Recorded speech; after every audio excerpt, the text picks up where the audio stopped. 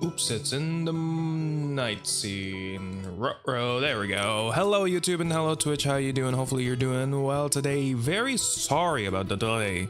I delayed the afternoon stream, or noon stream rather, a lot because I had I realized I had something to do today during that time, and I only just got back at like 12:20ish, so needed some time to actually like settle down before I can actually like get to stream. So I guess this ended up being the usual 1:30 p.m. that I used to do for like last week.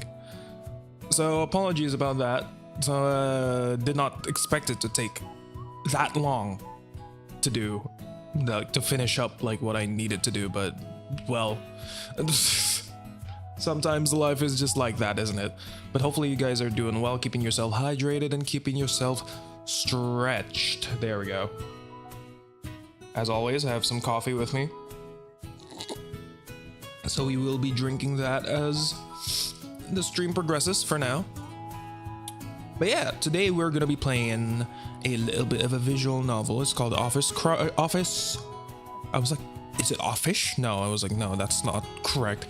Office Crush Dating Simulator, which looks, from the aesthetics, it's really striking. It's really bold in its like color choice, and it looks really neat. And there seems to be something going on in the game that's, I don't know, it might be reminiscent of a familiar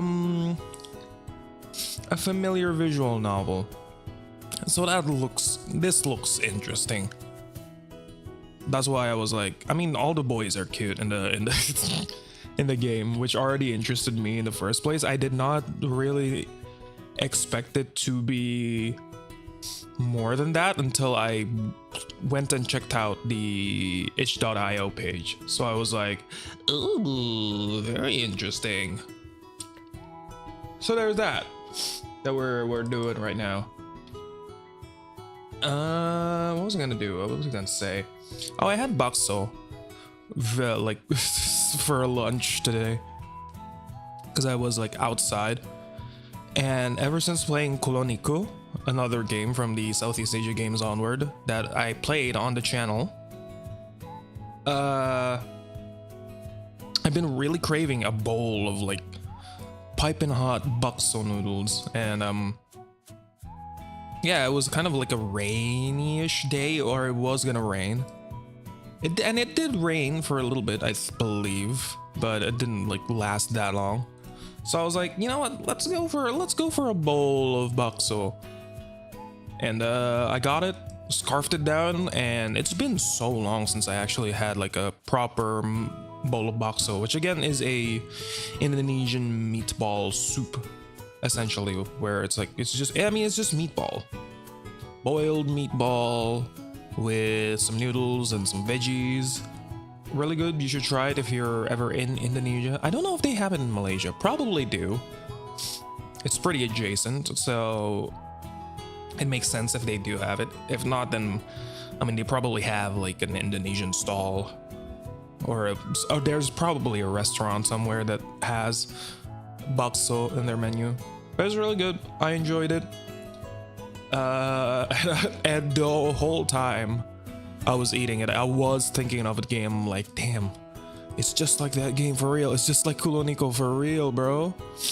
I have the fucking vinegar like bottle. I could add more sour. Oh my god, that's plus sour. Sweet soy sauce, that's plus sweet and salty. Oh my god. And it even came with the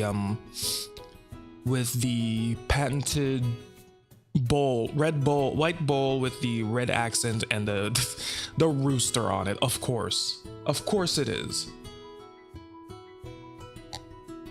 But yeah, that was an enjoyable lunch, I would say. So I am a little bit full and a little bit, I don't know, a little bit kind of sleepy a little for some reason. So I hope I'll be able to stay awake for the whole of today. Oh no, it's Jover. I'm into my coworker. It's not that bad. It's fine. There's nothing wrong with having a crush with your coworker. As long as you keep it to yourself and let it boil and simmer, let the feelings simmer down until it eventually explodes, and then you accidentally say something that you didn't mean to your coworker, and then everything crashes out and everything burns, and then you just you know, it's gonna be hard to get to work and see that person every day, but then you gotta live through life because you gotta make money somehow, and then you just seethe to yourself, and then that just becomes something that haunts you for your entire rest of your life. I swear this really isn't a fucking anecdote. I just let the bit run and I was like, damn, that kind of sounds depressing. Hi Azura, how you doing though? Hopefully you're doing well. Keeping yourself hydrated and stretched. Sounds too real coming from experience? Nah, totally not. Anyway, no, I'm really serious in saying that it's not from experience. I haven't even gotten to work, man. I don't even work. The only work I've done is like internship work, I guess. Which, I mean, okay, in this game, your character is also an intern, so I guess that's pretty fucking funny, but I think I'm lucky. I guess I'll say I'm lucky to not have a crush on a co-worker, despite my being, I know but it's not like proper work. Look, an intern is just free sleep free. Unpaid shit, man. I don't count that as work. Well, it is work, but you know, it doesn't feel like it, at least to me. It's like but regardless of the very deep anecdote / non-anecdote, now it just sounds like I'm lying. Now it just sounds like I'm trying to fucking hide that I did have a crush on a coworker, which I didn't. I've had crushes on classmates. Can you technically call that a co? No, not really. No. That's a different thing. Oh my god, man. Okay. I know some like offices do like keep an eye on stuff like that. I mean, at the end of the day, like, it's more just a risk for efficiency in the office, right? If something happens between someone and someone, then they might not be as efficient on their work as they would have if they didn't interact in the first place. So I do understand why some offices do kind of like restrict stuff like that, but you know, as long as you don't let it bleed into your work, I think that's fine. People are adults. People can make decisions, and you know, adults make decisions all the times. Not great ones sometimes, but you know, they're decisions that they make and they have to live by. So yeah, I don't know. What am I talking about, bro? This is what happens when you lack sleep. I literally had like 3 hours of sleep before I was awakened and I needed to do something. And then now I'm here, so I'm a little bit wired. That's why I'm having coffee. And hopefully I'll enjoy this game. It looks very cute, so I think I will. If it isn't obvious from the YouTube title, yeah, the YouTube thumbnail, I may have a type already, someone I'm gunning for, but I don't know. I've just not arbitrarily, but you know, I decided on him when I read the itch.io description for him, because they did have like a mini profile for all the characters, and I was like, ooh, this guy is cute, I want him. And then there's that. But that may change. That may all very well change once we start the game. So without further ado, perhaps we shall start the game. Oh my god, I fucking went to the thing correctly for once. Let's unmute the game. There we go. And then we can go. The aesthetics of this game is really cute too. Like, look at that. Look at all that, man. Look at that. That's cute. I was like fiddling around with the settings and trying to make it full screen instead of window. I keep trying to scroll this, even though I know it's not really, it's just aesthetics. I can't scroll through it. Text speed is full, BGM's fine. If the game's too loud or too quiet, let me know and I'll adjust it. But let's see. There is, you know, disclaimer, this is gonna be in 18 plus. There's not gonna be nudity, but there is an NSFW version of the game if you support them on Patreon. So if you're interested in the characters and want some spicier alternatives, there you go. This is gonna be dealing with adult-ish themes, so this is your warning. There are 18 plus themes in this. I like the menu. It's also like cute. Oh my god, it has a webcam. I'm using a webcam. Oh my god, it's on, I think. This one. Is it on? Because the red light is on? Or is it not on? Is it just the red LED, but it's not actually like on, it's just off, but like the glass of it is green, or the plastic rather. Meeting schedule 10:30 a.m. with Riku and intern. We are the intern, I believe. Congrats to your new job, I'll assume. All right, let's just start. Oh, 5th Saturday is Ray's birthday. I don't know who fucking Ray is, but I guess we'll start. Hello, my fellow player. Tell me, have we met before? No. That's perfectly fine. I hope this version gives you a better experience. The previous build was riddled with imperfections, bugs, errors, and things that shouldn't have existed. We wouldn't want you to suffer through that again, would we? Have I spoken to you about the butterfly effect? No?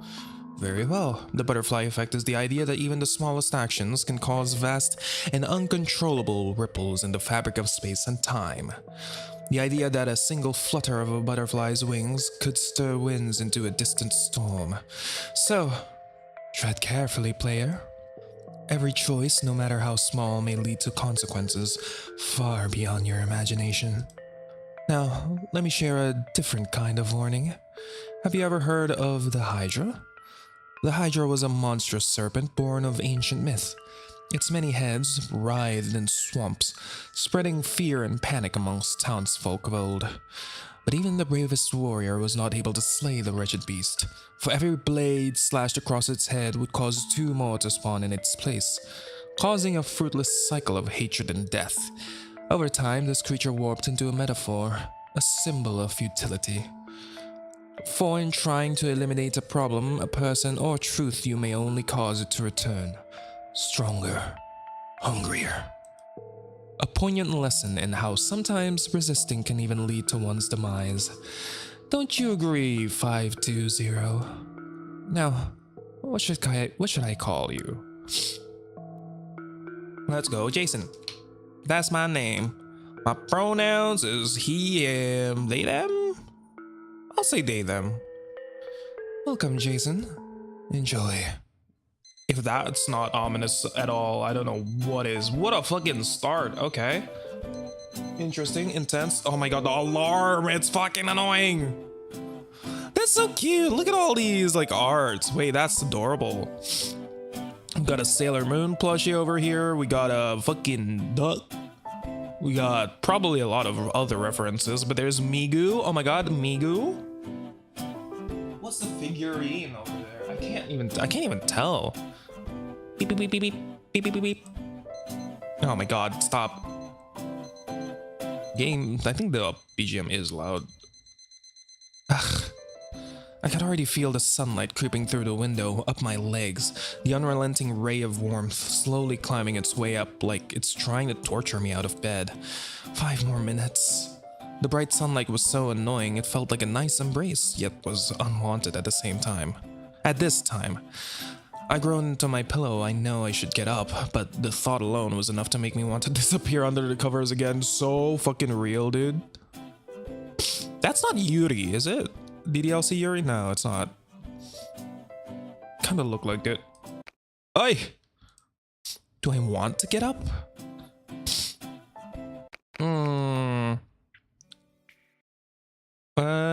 I guess we'll snooze the alarm.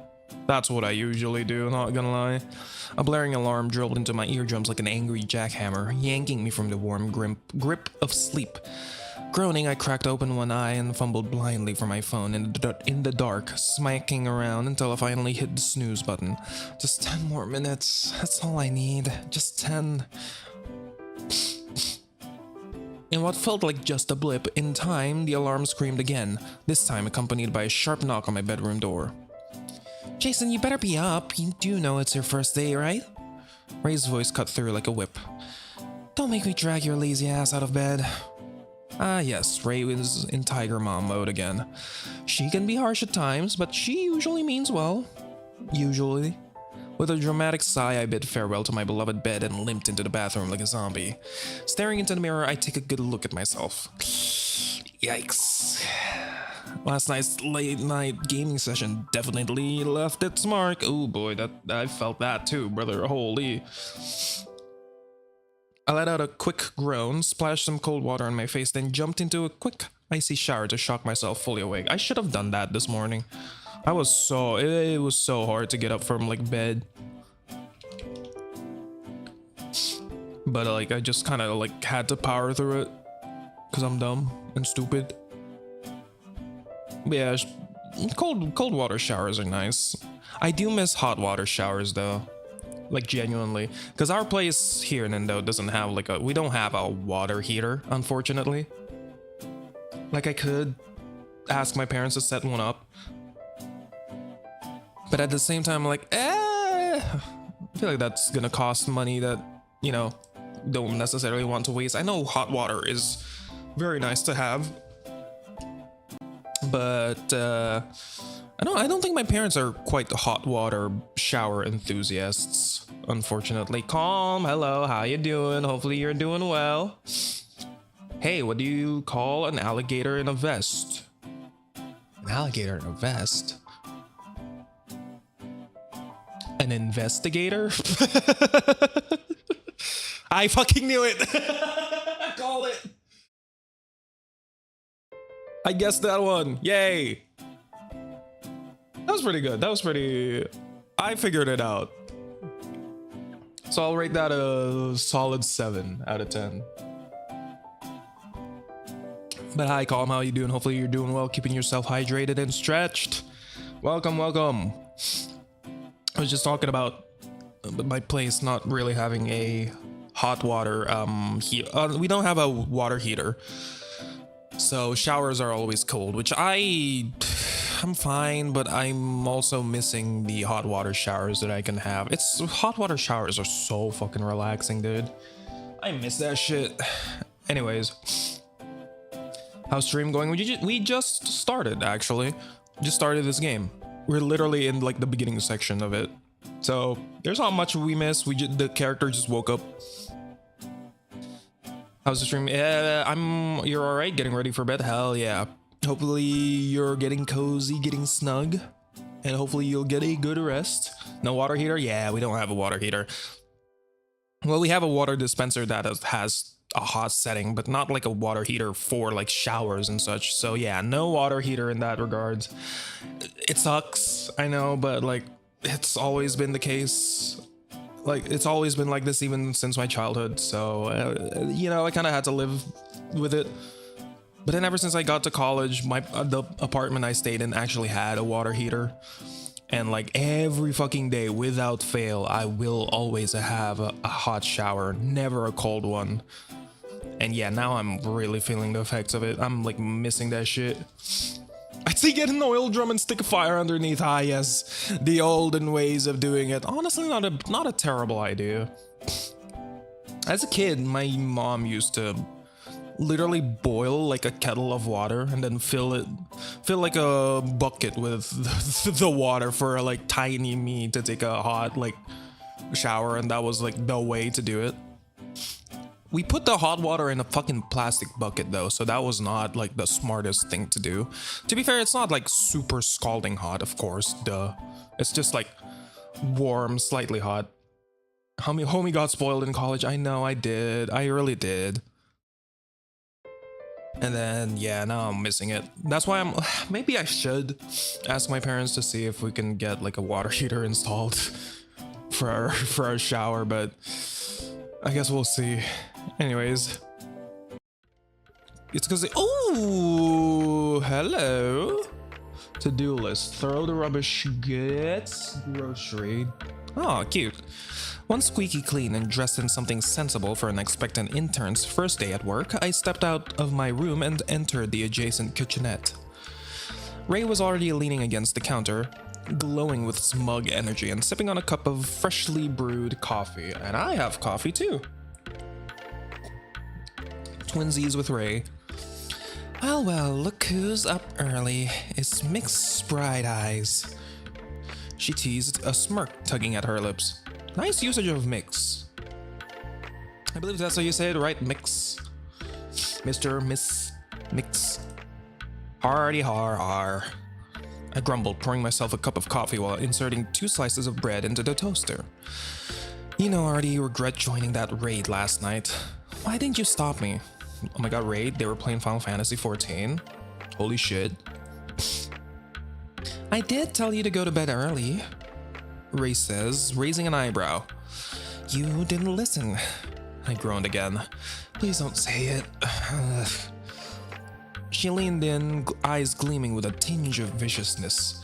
I told you so. Oof, blunt and direct as always, but I can't say I didn't deserve that. This woman, my best friend and housemate, is a menace, but I love her for it. We met back in university and clicked instantly the moment we started talking, thanks to our shared interest in matching chaotic energy. After graduating, we decided to move into a small, cozy apartment together here in the city. Aw, that's cute! Ray's been doing pretty well for herself as a streamer. She built a name for herself with both her cozy gameplay streams and viral art she posts online. While the toaster did its thing, I pulled out my phone and started scrolling through the morning news. She's cute. Why is there like 2 pockets on her? That doesn't make sense. Hello? Oh, not 2 pockets. How does this make sense? Why does she have like 3 sleeves? Do you have 3 arms, ma'am? What the hell is this? She has 1 arm on her hoodie, on the sleeves, and that's going into the pencil skirt pocket. Pencil skirts don't have a pocket, do they? Maybe some do. You guys got a special one. She what the fuck? Why Tupac? I don't even remember what Tupac looked like. Oh, doesn't even look like Tupac. No, why does she have like 3? Yeah, why does she have 3 sleeves? I wonder if that's a mistake or if it's like, huh? Very curious. Hey, did you see this? I asked with an eyebrow raise. The Sun. Where are they? Spike in local missing person reports leaves community on edge. That's foreboding. That's why I was confused. You know what? Fair. That is a valid confusion. Why would you assume I would say she looked like Tupac? What, she has headphones and that means she's a musician? Murasaki Group CEO donates over 50 million to Pink Iris Church. Faith is the light of society. Pixel Playground Studios immersive art event captivates the youth market. I asked with an eyebrow raise. What? Oh, see this. Another person's gone missing in the city. That's like, what, the 5th case this month? She's got the aesthetic. How? I mean, I guess you can just like sew a 3rd sleeve. Yeah, 3rd sleeve on your hoodie. And you know, more power to her if she does that. Or unless you're talking about the aesthetic of Tupac, then does she? I don't fucking know. I don't know Tupac. I'm just making an odd observation here. 5th case this month. Ray hums thoughtfully. Now she has 4. What the fuck is this? Did she wear like what is this? How does this? Did she have 4 arms? She has 4 sleeves. How the hell does that work? Or is that not? How does it? Wait, no. Oh, I'm dumb. That's the bottom of the fucking hoodie or jacket. That's not a sleeve. It's a bottom. It's the bottom of the jacket, not fucking hook. That's not an extra sleeve. I'm stupid. I'm sorry. I'm sorry. It does look like sleeves, doesn't it? Like, come on. That's the first thing I saw. And I realized, oh right, this is a pencil skirt. It's not connected. Because I thought this was like all one piece. But I was like, oh wait. Yeah, that's the back of the hoodie. Because she's probably like not, yeah, she's not properly wearing the jacket, right? She's just wearing it off shoulder. Their sleeves now, yeah. She has forearms. That's just how it is.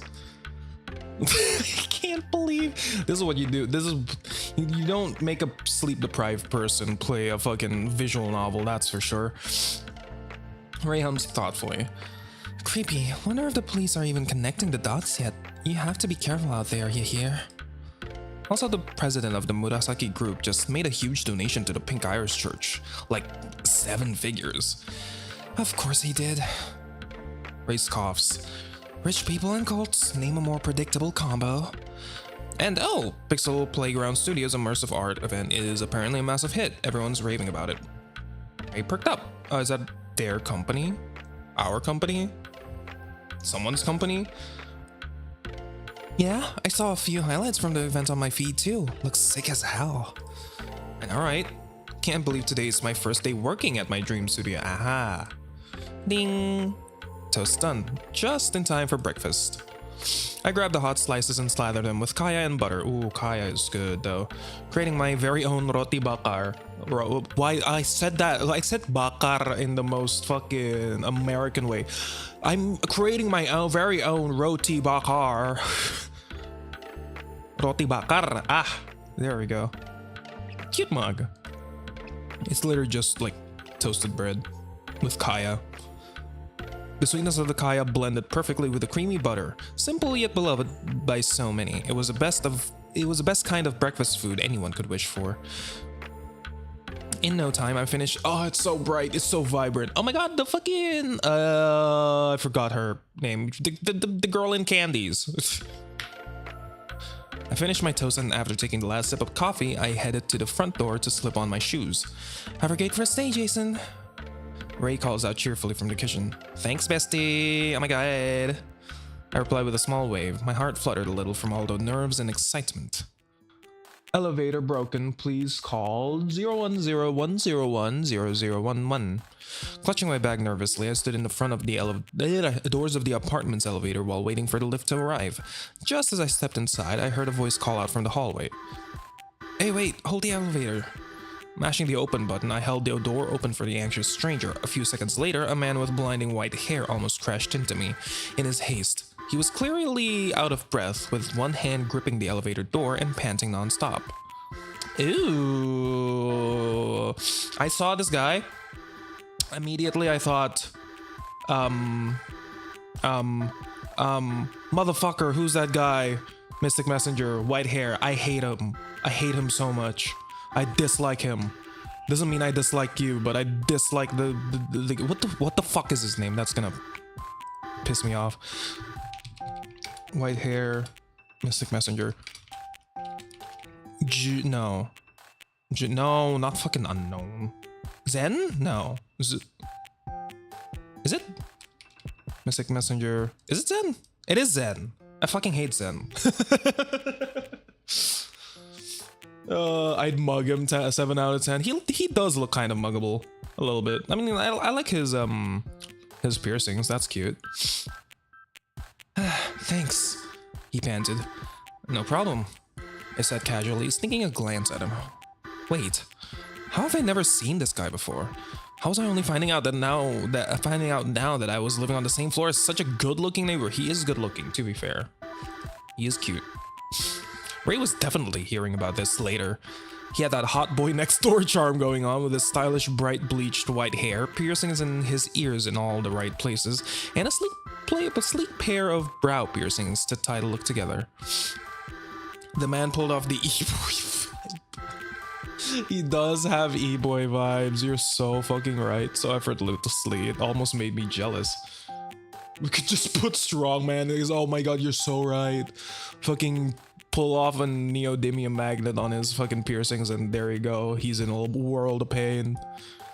And that lady killer smile? He was getting me way too hot and bothered. It's not even 9 a.m. yet, man. So, where are you headed? His sudden question caught me off guard. Without doubt, with that outfit on, you definitely look like you're on a serious mission. Oh, it's my first day of work, I replied, fidgeting with my bag anxiously. I mean, it's the first day of my internship. Welcome to the working world. I'm currently working too. It would be a super crazy coincidence if we ended up working Pixel Playground Studios together, motherfucker. My eyes widened immediately. Wait, no way. His eyes lit up. Wait, don't tell me you're really interning at Pixel Playground? I blinked in surprise. Yeah, how did you know? He laughed before tossing me a playful grin. Because I'll have you know, you're currently looking at one of your seniors. Ah, even worse. Oh, no way. He's my hot neighbor and hot coworker at the same time? I think I just maxed out my luck for the entire year. You want to head there together? We can go together on my ride. I doubt Riku would be thrilled if he found out that one of his interns showed up late on their first day. Oh my god.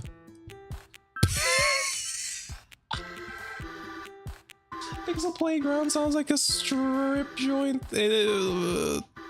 I can honestly, I can kind of see it. I can kind of like. It's kind of it's a strip joint that has retro vibes. Homie's vibe isn't helping that assumption. Oh no. Let's follow the hot stranger. Nah, sorry. Sorry, Zen. Sorry, I think I'll pass. I still need to get used to my route. Of course, that wasn't the real reason. As handsome as he was still a stranger, albeit an attractive one, a stranger nonetheless. Hey, yo, a cutie? He is cute, I will give him that. But I don't know, he reminds me of Zen a little bit from Mystic Messenger, and I did not like Zen. So sorry, guy. You kind of have some biases going on into this, but hi, sir. How you doing? Hopefully you're doing well. Oh my god, man. Sorry, I'm a Yu-sung girly. Oh. Finding attractive strangers is how you get your kidneys stolen. That's true. That is true. I can almost see his imaginary puppy ears droop immediately after. Okay, that's cute. +1 points to affection, but I'm also like, You're doing good. Good to hear. Hopefully you're keeping yourself hydrated. Oh, fuck. I didn't refill my water. I'm low on water, so maybe I'll go down later.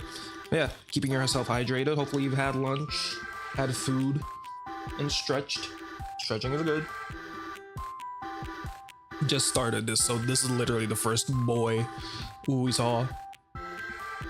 Forget not just drink, but eat, brother. Go eat.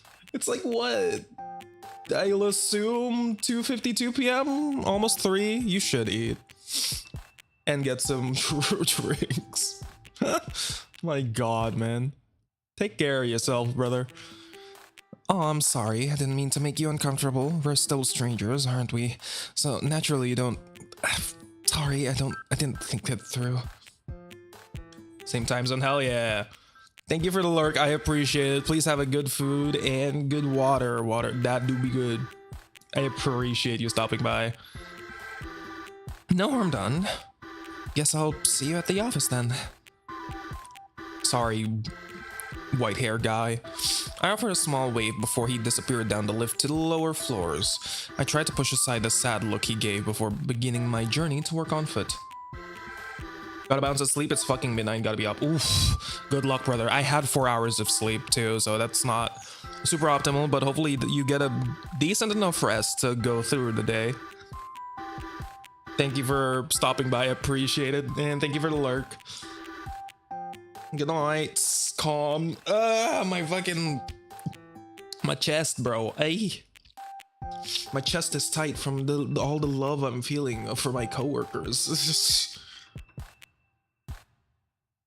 Hey. I made my way past. I made my way to I can't speak. I made my way to the reception desk just past the lobby and I introduced myself. Good morning, I'm one of the new interns. Today's my first day. May I know where the training will take place? The receptionist gave me a polite smile and pointed toward a nearby hallway. You'll find the meeting room in one of the doors flanking that corridor. He's flanking. It's the second door on the left. I've been told another intern will be joining you. They should be arriving soon. I gave her my thanks and nervously sauntered in that direction.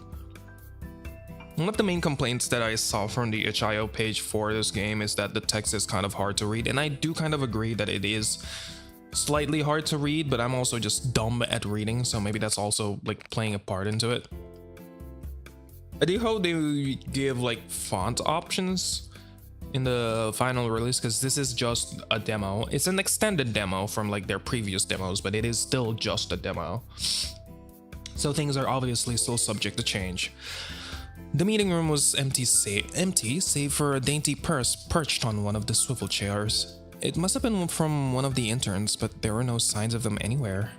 I glanced around with an anxious look on my face. New places always made me feel a bit uneasy.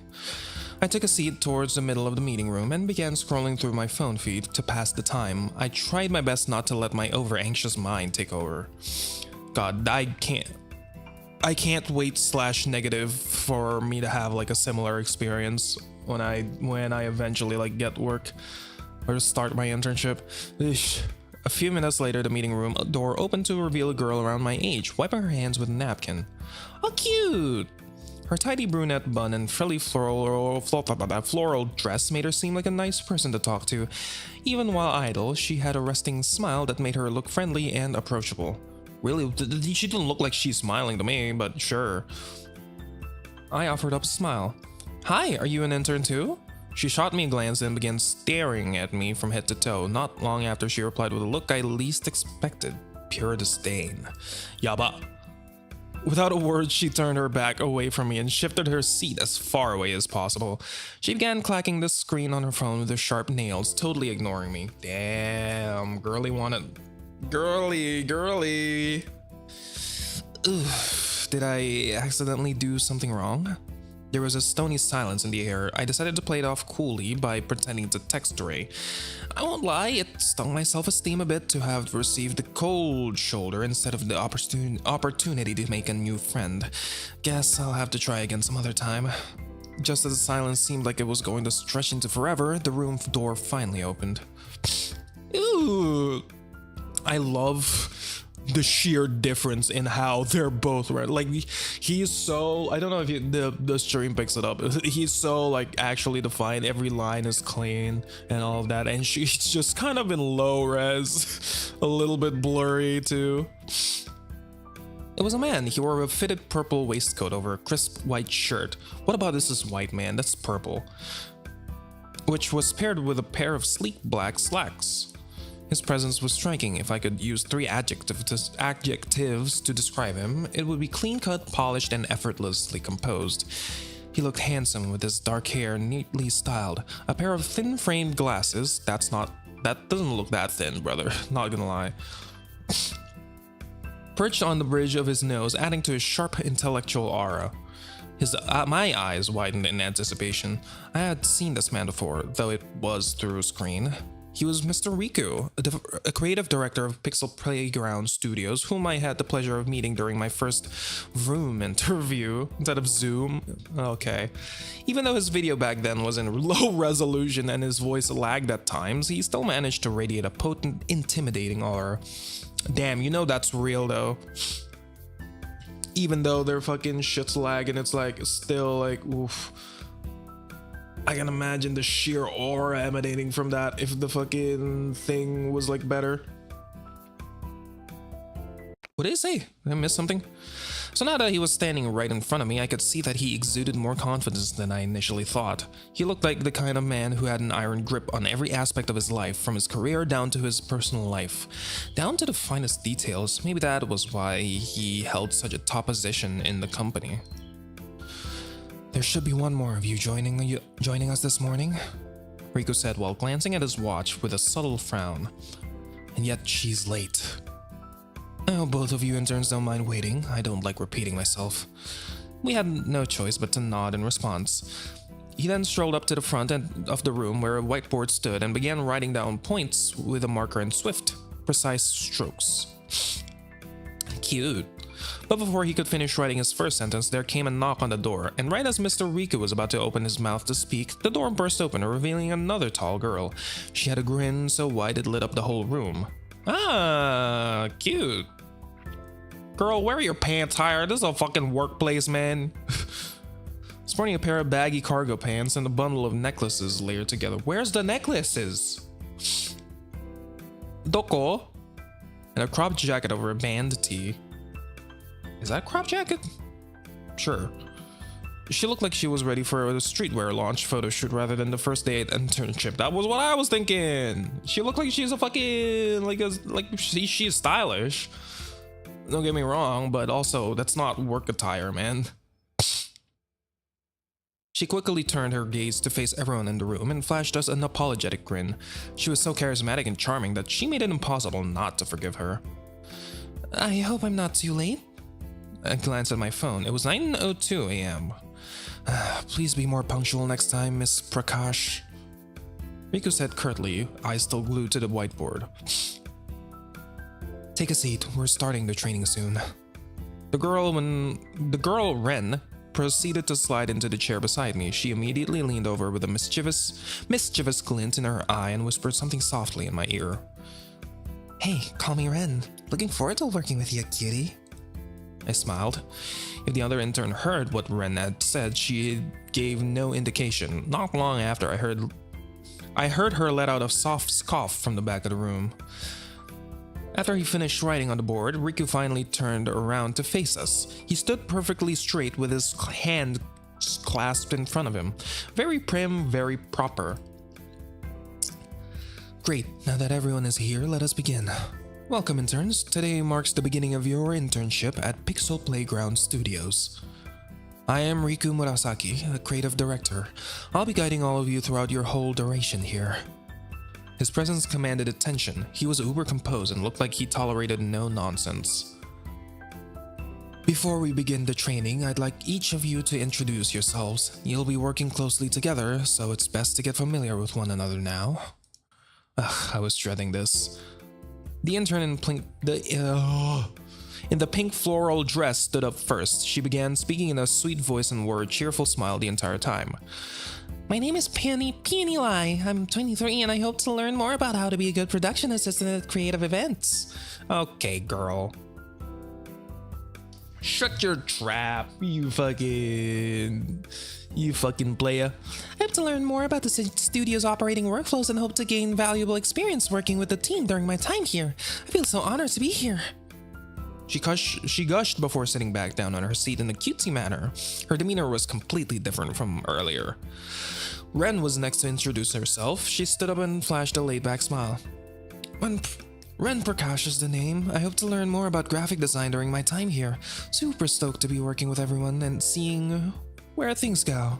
You know what I mean?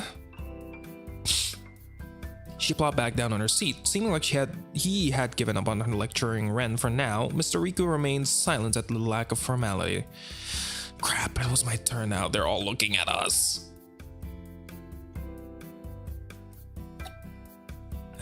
I stood up slowly, trying not to let my jittery nerves get the best of me. Hey everyone, I'm Jason. I hope to learn more about event design during my internship. I look forward to learning a lot and get lots of quality guidance while I'm here. I quickly sat back down. Cute. Riku clapped his hands together. It was a firm sound that pulled our attention back to him. Alright, now that introductions are out of the way, let's talk about what you're actually going to be doing around here. Pixel Playground Studios' philosophy has always been about blending creativity and tech to turn heads and make an impact. We are known for organizing hyper-immersive events. Pop-up exhibits, public art installations, and interactive campaigns are just a small fraction of what our amazing employees are capable of doing. In short, our vision is to bring art to life in ways that people can actually engage with, not just look at. He turned around to face us with a placid smile on his face.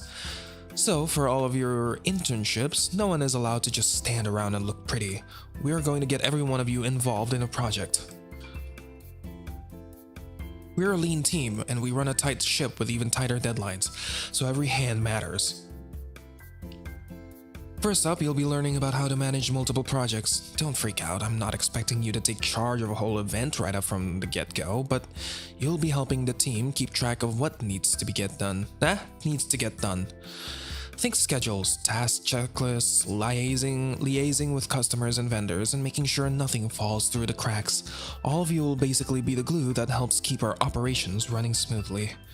Second, we will get you involved with our social media team. We work a lot with the public, so advertising and promoting what we do is also a big part of the job. You'll be helping the team to generate social media content, which involves brainstorming captions, picking key visuals, and arranging an appropriate social media calendar pre- and post-events. If you got a creative or marketing bone in your body, this is where it'll come in handy. He looked at Ren briefly, seemingly hinting that she'd thrive in this area. Third, you'll also learn about venue setup and logistics. This part will be more hands-on. We host events in all kinds of spaces, so the team always has to scout out suitable venues, figure out the floor plan, talk to vendors, and make sure the space can accommodate our vision. Don't worry, we don't expect any of you to do any of the heavy lifting unless you want to, but you'll be helping with the event setup and keeping things running smoothly off-site. Fourth, we'll also give you all some exposure in event design. This is the fun part.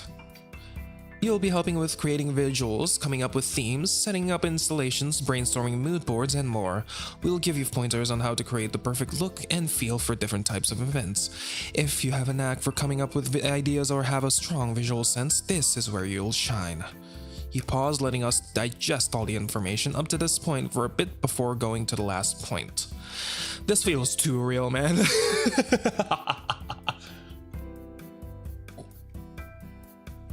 And lastly, you'll be involved with the community and public engagement. This one often gets overlooked, but it's just as important.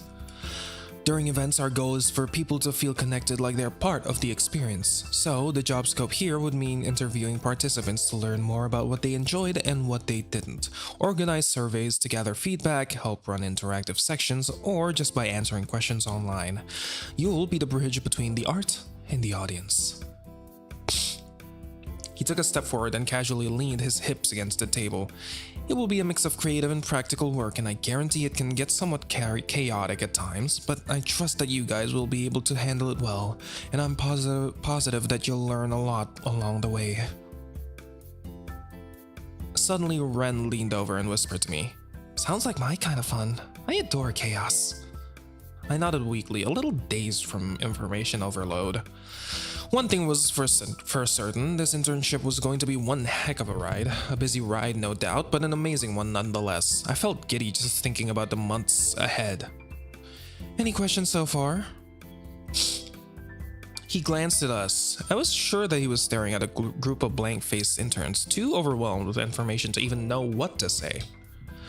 Alright then, let's get a move on. Let's go for a quick tour of the office. I'll introduce you to the teams you'll be working with. With that, Mr. Riku ushered the three of us out of the meeting room and up to the lift to the main office, where the real magic happens.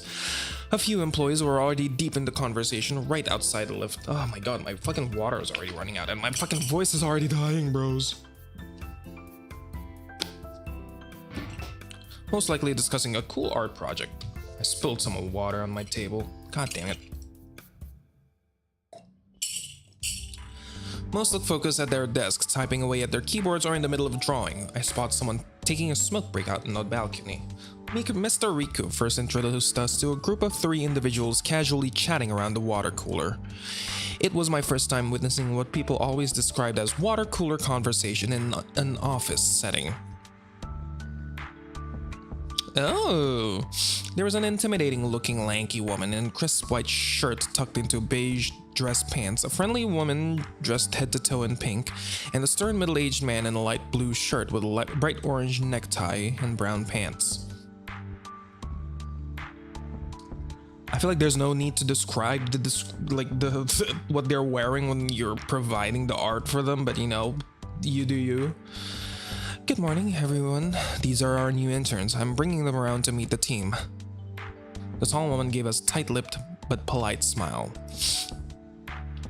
Hello, sir. Welcome to Pixel Interns. Welcome to Pixel Interns. The shorter woman clasped her hands together in an excited manner, and her eyes lit up in glee. Aw, how adorable! So nice to see you fresh new faces around. Gosh, I remember when we were that young and bright-eyed. Remember, Alice? She beamed, clearly thrilled with seeing all of us.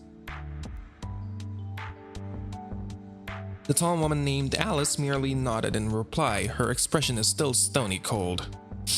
To be young again. Well, if any of you need help, you can come to Uncle Kareem, alright? He gave us a warm, fatherly smile. Interns, say hi to your colleagues. This is Alice, Beatrice, and Mr. Kareem. Alice is my personal secretary. She manages my schedule, paperwork, and keeps everything running smoothly around here. She's a lifesaver. Beatrice is our marketing and PR manager. She handles external comms, promotions, and media relations. Her job involves making sure the world knows who we are and keeps them coming back. Mr. Kareem over here is our exhibition coordinator. He works closely with local artists and oversees the setup of the majority of our art exhibitions. For a while, I felt a sense of pride for being part of something great. After excusing ourselves from the group, we tailed Mr. Riku back to the main work floor and where the real work and chaos was happening. Who should we speak to? Long blonde hair guy! Yay! Wait, before that, I'm gonna get some water because I am running out of water, so I'll BRB for a tad bit.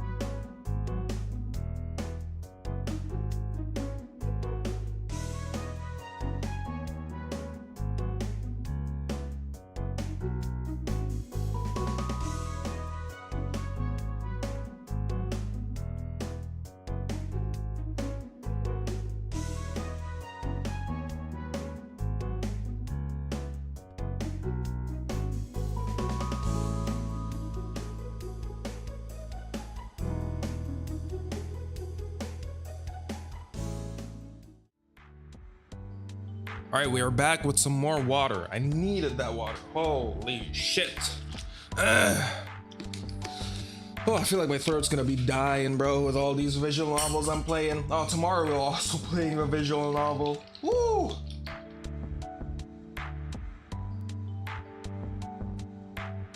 Got some more lemon tea, I think. All right.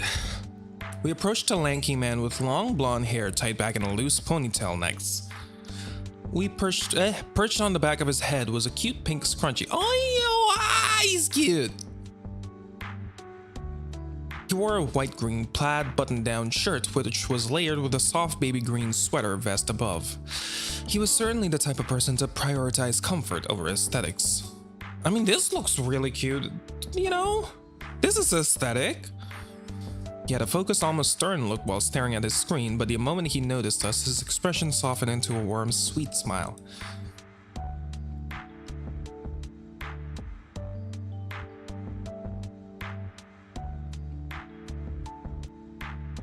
It was only when we approached his cubicle that I noticed he was wearing something else. Bandages. Oh no, is this a fucking Dazai moment? Oh shit. They weren't obvious right away, but the bandage wrapped around the base of his neck and wrists would peek out of his outfit whenever he moved. Ooh, I wonder, the bandages, man, that's a little sus. Something's wrong with him. Dazai mentioned eye clumsy. How you doing? Hopefully you're doing well and keeping yourself hydrated, and hopefully you've had food and stretched as well. As I mentioned, we were talking about this guy because the character noticed he has bandages, and I was like, ooh, Dazai moment. But he's cute. They weren't obvious right away, but the bandages were wrapped around the base of his neck and wrists would peek out of his outfit whenever he moved. Also, thank you for attending the daily roll call. I appreciate it. Ooh, very interesting. If I hadn't been paying attention, I would have missed them entirely. I wondered what had happened. I hope he is okay. Riku greeted the man warmly. Hey Noel, great to see you working hard. These are the new interns. Mind introducing yourself and what you do? I'm Ian /ID. Yay! I do speak a little bit of Indonesian. I say I speak a little bit of Indonesian, even though I'm literally a fucking native. Like, what do I mean I speak a bit of Indo? I breathe Indonesian. How's the game going? We just started. It's a little bit of a slower-ish start, but we're getting to know the boys. This man's the one person that I got, one of the few that interested me from the game's itch.io page, so I'm like gunning for him straight away, but we've yet to meet the other boys yet, so we'll reserve our final judgment. Noel turned his chair to face us. There was a pause. It was as if he was studying our faces carefully, like he was committing each of us to memory. Aww. Hi guys. He began speaking in a calm, mellow tone. I'm Noel, 27, a graphic designer at Pixel Playground. He gestured to his monitor. I handle all the visual materials for all sorts of events, emails or physical invites, digital assets and promo materials, social media pictures and videos, and just about everything else. I think I've already worked with everyone in the studio at this point. Then his gaze lingered on us a second longer, a curious glint in his pupils. Ooh, I love how he looks so cute, blushing. Oh. I heard that an intern expressed interest to specialize in graphic design. Are they here with everyone today? Ren raised her hand with a little grin. Oh, I'm interested in graphic design too. Come on, I want to know you two. That would be me. Hey, we're not Ren, by the way. We're Jason in this game. Noel's expression brightened. Ah, I see. Looks like we'll be working closely then. No! We've been NTR'd. Ren beamed at him excitedly. Looking forward to it, man. Noel returned the smile before letting his gaze drift back to his screen where a half-finished design awaited his attention. Sorry, interns, he said, his voice somewhat distracted. I'm actually rushing a deadline now. It's for Case's social media post that's scheduled to release soon. It was nice meeting everyone. Sorry, but I have to get busy again. He gave us an apologetic look, fingers already fidgeting on his mouse, aching to get back to his work. Riku nodded in understanding. Alright, we won't bother you any further. Let's catch up later. With that, we left Noel's cubicle and returned to the main office floor. Who should we speak to next? Can I just skip everyone else and continue? Oh my god, we can. Let's see everyone else. Let's see the guy with the white bleach hair that appeared in our apartment, apparently. He's slacking off. He's a photographer and he has fucking potato chips. Mrs. Potatoes. Mr. Riku brought us to meet a man with bleached white hair. The name on his cubicle read Case. Oh! He looked like he was taking a short break from staring at the screen for too long. The moment he noticed us walking towards him, a 5 million gigawatt charming smile lit up on his face as if on standby, dimples and all. My mic sounds perfect. Oh, thank you. I spent a lot of time trying to like figure out filters and stuff. I'm still a little unhappy with some things. There are some things that bleed through, but I am glad it sounds perfect to you. I appreciate it. Hello, Case. Say hello to the new interns. Mind introducing yourself and telling them what you do here? Case turned around to get a better look at us. However, I could feel his gaze linger a little longer on me. I quickly looked away to hide the warmth rising to my face. You Zen-looking motherfucker. I dislike Zen from Mystic Messenger. I'm so sorry that my biases are bleeding onto him, but it is a little bit. Every time I see a white-haired man, I'm like, Zen.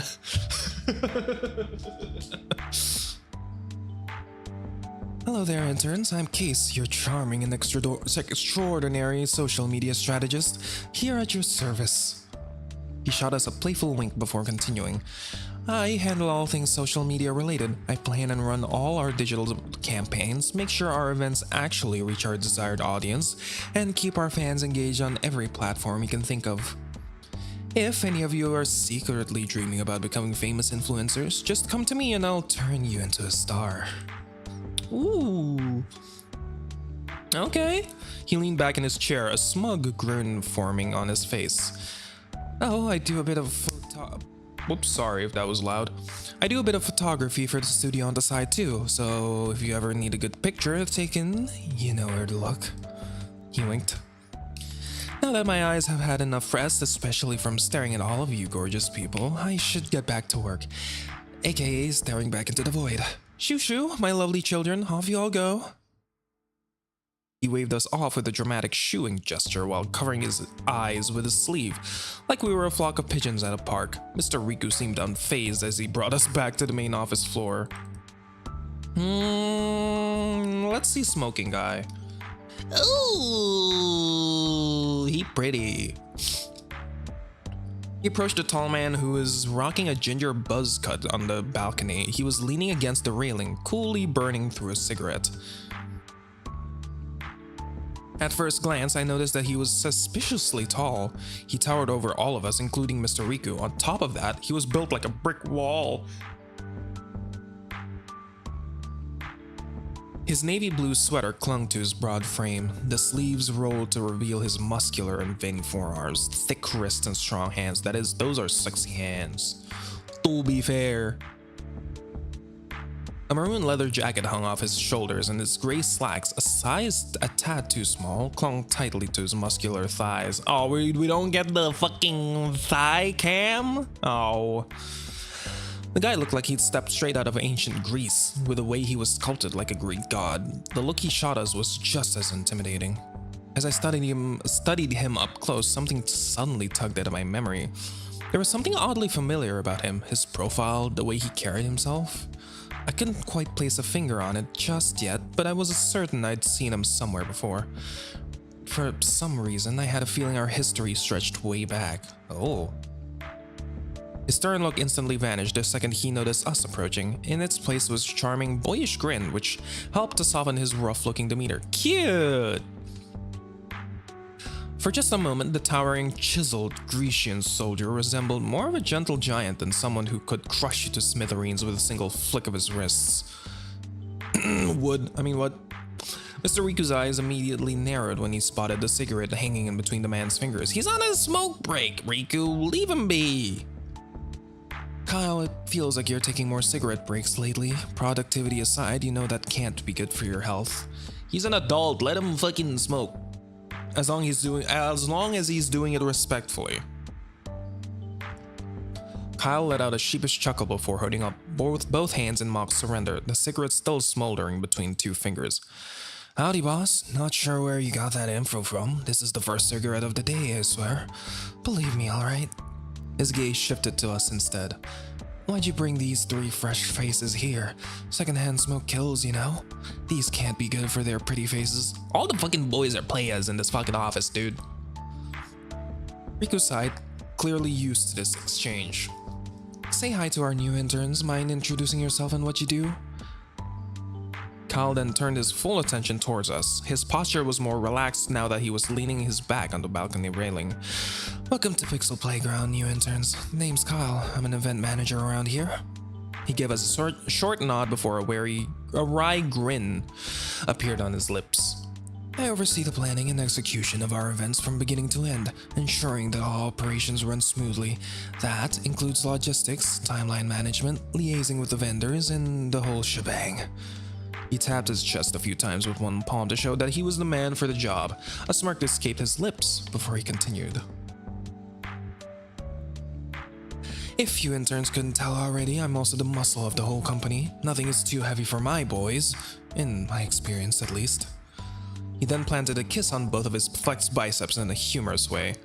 There was a hint of pride in his voice when he said that, but it was more playful than arrogant, really. For someone who looked like a walking tank, Kyle seemed like a surprisingly warm person to talk to. Strangely, that feeling of familiarity was still there, gnawing at me at the back of my mind. Something about his voice, his smile. I still couldn't place a finger on where it was coming from. Mr. Riku's face muscle tightened slightly as the cigarette smoke wafted too close for comfort. He tried fanning it away from his face so as not to breathe in the harmful chemicals. I'm breathing in! It was obvious that he was displeased with Kyle's self-destructive habit, but was restraining himself from starting another argument in front of the new joiners. Alright, it was nice meeting you. We'll be taking our leave now. A short pause later, Mr. Riku shot Kyle one last glance. And Kyle, the invoice from the last vendor, please. Kyle responded with a cool salute. The corners of his lips formed a cheeky grin. Aye aye, Captain. With that, Mr. Riku led us back to the main office, leaving Kyle to enjoy the remainder of his smoke break in the early morning air. I forgot that it is early morning because, of course, our intern training should be pretty early in the morning. Guy with red eyes. Ooh, you're kind of cute. Mr. Riku led us to a cubicle belonging to a quiet, mysterious-looking man with red eyes. An open black button-down revealed a red t-shirt underneath. He had decided to finish the look with black knee-length shorts. His style leaned toward the casual side. It was apparent that he cared more about comfort than anything else, and yet it didn't seem to look out of place in this office setting. We almost could even make out his silhouette with the way he was hunched over like a shrimp at his desk. But if his intention was to remain a fly on the wall, the vivid red of his eyes made that nigh impossible. He didn't bother to look up as we walked closer to his cubicle. Instead, it almost seemed as if his fingers were moving faster over his keyboard as we approached. His attention was fully transfixed on the monitor in front of him, brows slightly furrowed, as if he was unraveling some complex code or trying to solve a puzzle only he could understand. The way he was hyper-focused on his work made me feel like he had built a wall between himself and the rest of the world, and right now we were stuck on the other side. Mr. Riku cleared his throat. It was enough to snap the man out of his self-inflicted hyper-focused trance. Mr. Red Eyes blinked a few times. He finally lifted his bloodshot eyes from the screen, surprised to find a small gathering of people standing beside his desk. Mr. Riku gave him a nod in acknowledgement. Julian, they're the new interns who will be joining the company starting today. Mind introducing yourself and explaining what you do? Julian shifted nervously in his seat, his posture stiffened in response to Riku giving a sudden spotlight on him. Oh, hi, I'm Julian, an interactive media specialist. Despite his intimidating appearance, his voice was softer and more hesitant than I expected. Ooh, his bashful awkwardness made him seem slightly more approachable. I, design interactive art installations, like digital experiences for events and stuff that gets guests to engage more with the space. I'm also kind of the tech guy around here. Almost immediately after, he looked at Mr. Riku, then at his monitor again a few times. Mr. Riku got the hint and nodded in understanding. It was clear that this wasn't the first time, and Mr. Riku had gotten used to it at this point. Julian's cry for help was no longer subtle. His eyes kept drifting back to his monitor, which was pinging non-stop with messages. He's like, please help. There's a lot of messages and I can't handle it. His fingers were even twitching slightly, like he couldn't wait to resume his work. Ah, okay. Workaholic, maybe? Thanks and sorry for disturbing you, Julian. We'll leave you be now. Julian looked relieved to have the space returned to him. He gave a quiet yet grateful nod in response.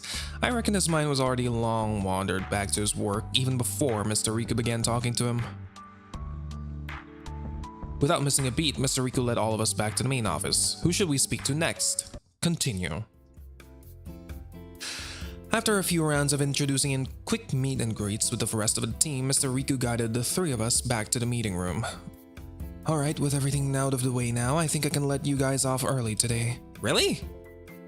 He glanced at the clock, then back at us with his usual unreadable expression.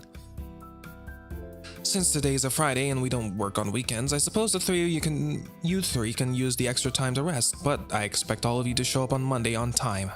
No exceptions. His tone was flat, but his warning was clear. Ren gave a playful salute in reply. I tried exchanging a quick look with the other intern to gauge her reaction. That was when she ignored me. Again. Afterwards, Mr. Riku excused himself from the door to attend to other matters. Then we were allowed to go back early if we wanted to. Just as I began to pack up my things to head back to my cozy little apartment, Ren suddenly stopped me and the other intern in our tracks. Oh no. She's the extrovert of the group. She pulled out her phone while beaming at the both of us. Hey, what's the rush? Let's start a group chat. It'll be just for us interns. Oh, that sounds fun. Let me grab my phone. What? Why? There's no reason we have to be friends during our internships. I don't see the point in texting around or playing pretend friends. Okay, you fake ass bitch. Like, look, I understand, like, not wanting to mix work with, like, friendships. I get, like, you know, keep it professional and all that shit. But, like, come on, man, we're interns. Why are you so fucking, like, fuck you, man. You peony. Aw, peony, are you just shy? Come on, we gotta have each other's back as interns. We're co-workers now. Let's be friends, my dear cutie patootie peony. Peony. Before Peony could even respond, Ren slung her arm over his shoulder like they'd been buddies for years. Peony's face instantly turned bright red in anger. Gah, get off of me! You're so annoying! But that only made Ren laugh harder and latch onto her tighter. There was no other option but to comply. Fine! Ugh, give me that damn thing. She snatched Ren's phone with a dramatic pout and started punching in her phone number in a pure fury. 2 seconds later, a boisterous laugh erupted behind us. I see that you guys are already getting along already. All three of us turned around simultaneously to see Kyle leaning against the doorframe, grinning like he'd just witnessed a funny scene from a sitcom. I naturally smiled at his remark. Glad I could still catch you guys before all of you left. I doubt Riku mentioned this to you girls, but we are throwing a drinking party with the whole company tomorrow evening to celebrate one of the latest projects we successfully pulled off. It's meant to be a welcome party for you interns too. I can't believe he forgot to tell you girls about it. He then pulled out his phone to confirm something. Give me a sec. Yeah, the party starts at 7 p.m. at the White Heron Bar. Dress however you like. A few of us prefer to show up casually, while the rest prefer to show up looking like they've been scheduled to hit the runway. Totally no pressure, by the way. He flashed us a cheeky grin. I have to preface though, the food will be on the studio, but as for drinks, well, I would advise you guys not to go overboard unless you come from money. We're interns, man. You think we have money? Haha, you're funny. A quick thumbs up later, he scampered away to return to his work. Ren literally vibrated with excitement after hearing that. Oh my gosh, we have to go! Imagine catching our seniors totally drunk. It's also the fastest way to get access to all the juicy gossip and secrets. I mean, to get to know everyone better. Fine. I guess that would be a good opportunity to do some networking. Peony rolled her eyes, but even I could tell that she was curious. Ren turned to me with the same enthusiasm. You're coming too, right, Jason? Sure. I don't even get a say in this, apparently, but yeah, why not? It is networking, to be fair, so yeah. Great, we should totally meet up first before the party, before the chaos unfolds. We could meet up at Cookie Plates. They have the best coffee in town. Sure, it wouldn't hurt to strategize beforehand. Say no more. See you guys tomorrow. After saying our goodbyes, we went our separate ways. Home sweet home. When I got back to the apartment, I told Ray everything that had gone down today. Every awkward moment, every strange encounter. She listened patiently as always, didn't interrupt apart from the occasional question. Things seem to be looking up. I would be lying if I said I didn't feel hopeful, excited even for the next day. Today's the day of the party. Nervous was an understatement. Socializing has never been one of my strong suits. Same, bro. Same. So valid, so understandable. Ray was sprawled out on my bed, scrolling on her phone while I stood in front of the mirror, trying on my third outfit for the evening. She glanced up lazily to check on me. I still can't. This still looks like a fucking sleeve, man. I know now that it's the back of it's the bottom of like hoodies. But it looks like a third sleeve, and she has like a fourth sleeve later on. It's so funny. This is like the 5th time you've changed already. You sure you aren't dressing up to impress your new office crush or something? Office crush? Dating? Simulator? I huffed, adjusting the hem of my shirt. Third, actually, and no, I just want to look presentable. It's my first outing with Ren and Peony and the rest of the company. Last thing I want is to show up looking like a slob. Ray smirked before resting her chin on the back of her hands. You always say that, yet somehow always still end up being the main character at the end of the day. Gee, it's like you're the main character of a visual novel dating sim, but you know, I digress. I rolled my eyes, but her high praise did help me feel a little less anxious. Ray eventually tossed her phone aside, then propped herself up on her elbows to give me her full attention. Try not to have too much fun without me. Also, I just wanted to remind you that there's still the case of people going missing. Don't forget that the world can be a very scary place. She gave me a half-serious look. I need you to update me from time to time, alright? Just in case. You know how my brain works. It tends to spiral if you go silent for too long. Oh, they're so cute, man. Bestie. I don't know if I could live with myself if you ever went missing. I gave her a reassuring smile. I gestured to my phone.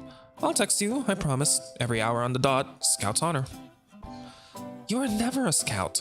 I was. I am now. A soft chuckle escaped her lips. I rarely succeed in making her laugh. I could tell she was trying to play it cool, but I appreciated her concern more than words could express. Where are you guys? I'm already at the cafe, alone. You two better get here ASAP. I don't want people thinking I'm some lonely freak who likes to eat her by herself. I stifled a little laugh before throwing Ray an amused glance. Peony might grow on me so far, I don't know. It's a potential. Peony just arrived and she's already tweaking. She's tweaking? Ray rolled her eyes playfully. Tell her she can survive for 5 more minutes. I personally doubt it. I texted a quick otewe in the group chat and tossed my phone on the bed. Otewe dong, bukan OMW. Because I feel like, okay, otewe seems like I feel like that's such an Indonesian slash Southeast Asian thing. Because I feel like people internationally, say OMW, like on my way, instead of on the way, OTW. Is that just a... I feel like I observed that, but I might be incorrect. A text from Ren appeared. Already on my way, can see the cafe from here. There was no reply from Peony, but I could imagine her sulking in her seat, arms crossed, glaring at every person who dared look her way.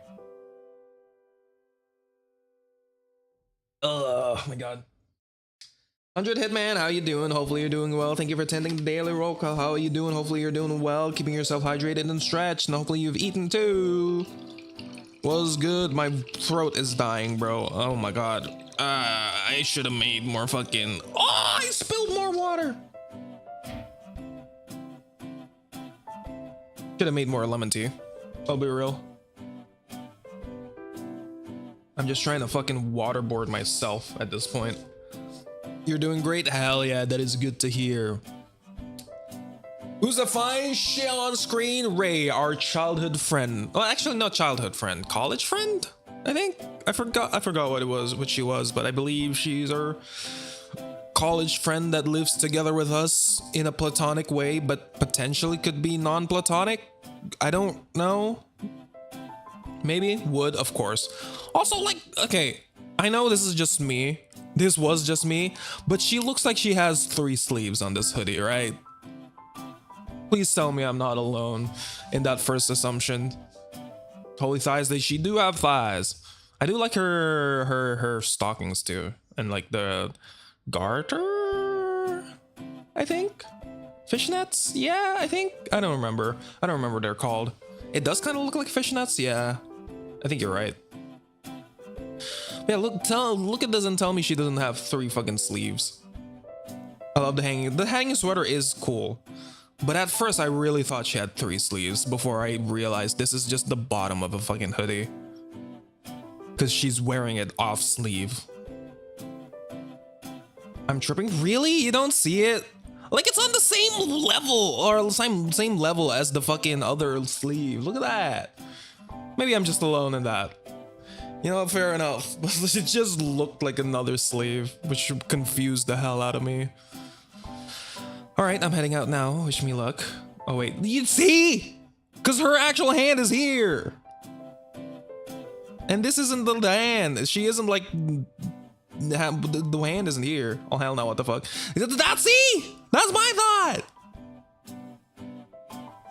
No, it's not AI. It's just, you know, the bottom of the hoodie also like has that kind of like this kind of thing, the strip things, because she's wearing it off sleeve.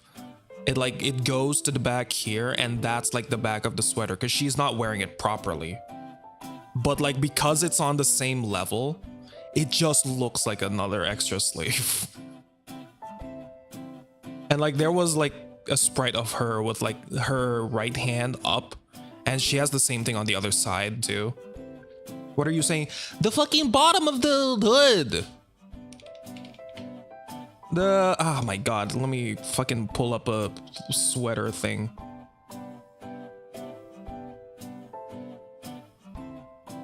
Is this... Yeah, look at this. Like, see the... Like, I know this is like a sweater that doesn't open, but like, you know, like this bottom like section there, like this part in particular, imagine that, but like that's the back, that's the third sleeve. It's supposed to be like the bottom. I don't know what that's called. The bottom hem, is that it? Is that what it's called? I don't remember. But yeah, it's supposed to be that. I figured it out. But then it just, again, it just looked like, I'm sorry to the artists. But I think it could benefit from the bottom being a different like material, or like at the very least the hem shouldn't be the same length of as the sleeve here, I feel. Where's his hand going? Into her pocket. I don't know. I feel like pencil skirts don't usually have pockets on them, right? But I guess hers does. Well, I guess some do. Ray sat up straight on the bed and gave me a tiny wave. Good luck. Let's hope Peony hasn't combusted by the time you get there. The evening breeze was gentle, brushing past my cheeks as if encouraging me forward. The streets were alive with the usual hum of chatter, clinking glasses and distant car horns. I wasn't sure if it was the nerves or anticipation, but my heart was beating just a little faster than usual. It is skin tight, so it's like you would have to... I mean, you can still like put a hand on it. It's just that anything you put inside the skirt pocket will, you know, it will be an obvious bulge. That look like her hand is on top of her leg. I mean, it probably is just on top of her leg, to be fair. So I don't know. Peony was definitely going to chew me out for being late. Ren might tease us both, but somehow I wouldn't mind. The cafe's sign soon came into view. Cookie plates. Its warm lights spilled onto the sidewalk like a welcome mat. I stepped inside and squinted, adjusting to the cozy glow of the cafe's ambient lights. The smell of roasted coffee beans and freshly baked pastries lingered in the air. My eyes scanned the room, weaving past couples on dates, students hunched over laptops, and baristas moving like clockwork behind the counter. I then spotted them. Peony was sitting stiffly with her arms crossed, a single drink in front of her. Ren was all smiles as always, waving enthusiastically at me the whole moment the moment our eyes met. I can't read today. Holy fucking shit, bro. Also, this looks exactly like a fucking, like the Starbucks menu. Like, I feel like it's in the same order too, or like a similar order. Like even with the tea option. And then this is the main coffee menu and the frappe. I guess that's just how cafes are just formatted, but it's funny because that's what I first thought of. We began chatting casually, the kind of small talk that eased the nerves before a big night out. The Java chips one I do enjoy usually getting at like a Starbucks and stuff like that. A devious grin suddenly appeared on Ren's face as she leaned across the table. Okay, real talk. Out of all the guys in the office, who's the hottest? Zavalin, hi, how you doing? Hopefully you're doing well, keeping yourself hydrated and stretched, and hopefully you've had good food, if it's time for food. How you doing, good sir? Oh my god, my throat. Sorry, I keep complaining. Peony groaned and slumped in her seat, clearly unamused. Do we have to do this? We've barely even met them. Oh, fuck you. What the fuck do you... What's your deal, Peony? Ren smirked mischievously. Exactly. That's why now is the perfect time to judge them. No emotional attachment, just for funsies. I laughed. Well, I think Kyle's got that strong silent type energy going on for him. He looks like he could lift a sofa with one hand. That's pretty hot. True. That is pretty true. Peony coughed. More like a health hazard. All that smoking, instant ick. That's also fair. That's valid. I'm not a smoker either. That I don't think I mind as long as they're respectful about where they're smoking and where the secondhand smoke is going. Like if they're respectful about it, like I don't care, right? But if you start like just doing it right out in the public with like lots of people, then I'm like, nah, that's an ick. Gotta admit though, like smoking does look hot, even if it's not healthy. Ren tilted her head thoughtfully. Case is totally my type, cocky, flashy, but in a way that screams cute baby animal videos are my greatest weakness. Peony looked horrified. He literally called himself charming. Who does that? I don't trust people with that much self-confidence. Ren gasped in mock surprise. Wait, if none of them piqued your fancy, I don't suppose you've secretly got a thing for Uncle Kareem? Peony nearly choked on her drink. What? No! Ew, what the hell, Ren? Ren burst into laughter. Why not? He does seem pretty reliable and good at his job. Oh, that's me. Why not? He does seem pretty reliable and good at his job. Right on, his whole vibe just screams girl dad. I bet you're into mature men, right? Beanie's face turned red as she pointed a limp French fry at Ren. Say one more word and I'm leaving you with the bill. I giggled. Come on, Beanie. He did offer to help us anytime. Ah! Beanie slumped lower in her seat. Her whole face flustered from not being able to get a single word in. Does she actually have a crush on Uncle Kareem? Oh my god. Hey, nothing wrong, girlie. Live your life. I hate both of you. Ah, you love us. Once all of our drinks have arrived, the conversation shifted. Did you guys catch the night flower exhibit? The one with the animated flower fields and projection? I nodded. Yeah, that was by our company, right? It looked amazing online. It had rave reviews too. Exactly, that's the one. That's the kind of stuff I want to make. I want to help make. I want to learn how to make people feel like they've been transported to another world. Isekai? Beanie poked at her food. It was fine, I guess. Overhyped though. Ren gave her a teasing look. You're such a critic. Do you like anything? Beanie rolled her eyes. Ren continued. I like to go thrifting. I customize my own clothes in my spare time too. Ren said, stretching her slender frame back into her chair.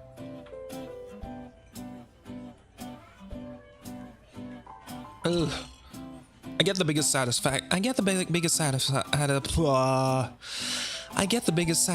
whenever I manage to turn old things into something completely new. I read a lot, mostly otome games and webtoons. Escapism at its finest. I like being productive and successful. Sleep too. Come on, Peony, you gotta have a normal hobby. Peony huffed in an annoyance. I like to work out and study, you know, normal adult things. Ren gasped dramatically. You don't brought your rave for fun? Skibbity Toilet 6'7"? Skibbity Riz Ohio? Sticking out your yacht for the Rizzler? I hate myself.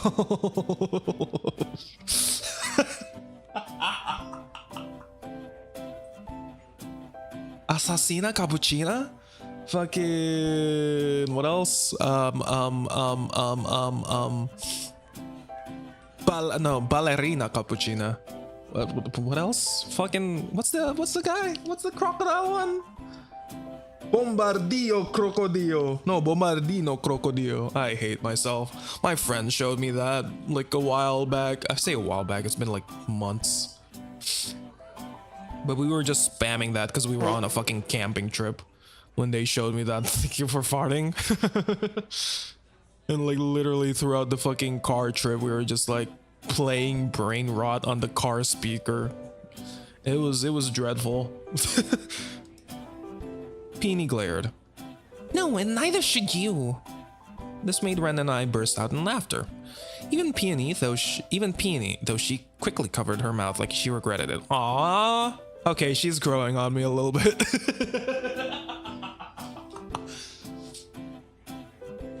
You know, she puts up a front, but you know, she enjoys it.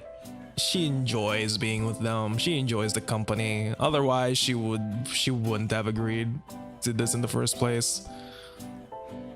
The tension from earlier instantly eased after that. No grand gestures required, only a bowl of fries. I was like thinking it was like fries at a cafe, but then yeah, sometimes cafes do have fries. It's usually very expensive though, and not really that worth it, not gonna lie. So, ugh. The chatter and the harmless teasing made for a surprisingly comfy memory for the three of us. Oh, the tension in the air was gone. Cute. Even with all our differences, it felt like the three of us were slowly syncing up, our personalities clashing in just the right way to balance each other out. Without realizing, this time had slipped by so quickly that it was already evening time. The sky had dimmed and the cafe had started to empty. The company group chat lit up with new messages from other coworkers already at the bar. It was go time.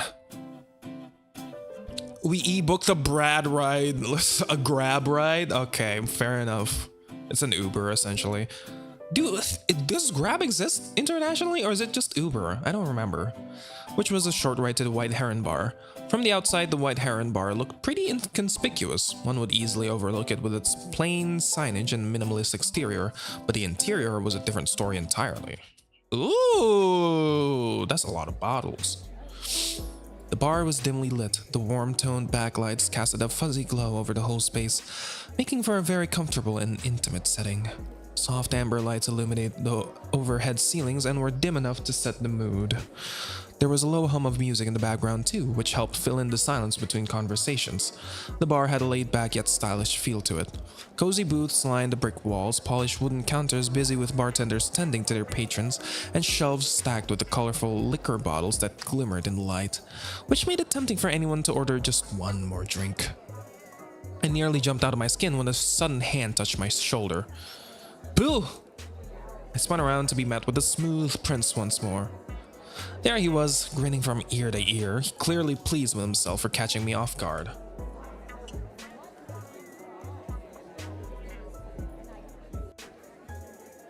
Oh, my lips are dry, bro. His usual playful energy was turned all the way up, and his dimples only made him all the more irresistible. Is he drunk already? Caught you off guard. Everyone is over there, by the way. He nodded in the direction of a long table tucked near the back of the bar, where the rest of the Pixel Playground crew were already seated.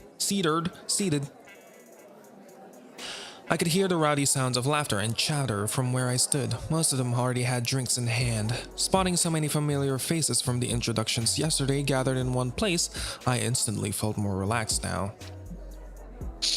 Case then led all three of us toward the long table to meet up with the rest of the group. The atmosphere at the table was electric. The employees sure looked like a lively bunch after working hours. A few were clinking glasses and celebratory toast. Groups of laughter bounced off the walls, and the murmur of pockets of conversations filled the air. As we settled in our seats, Mr. Riku stood up from his seat at the end of the table and tapped his drink with a spoon a few times. Hold on, I'm refilling my water glass.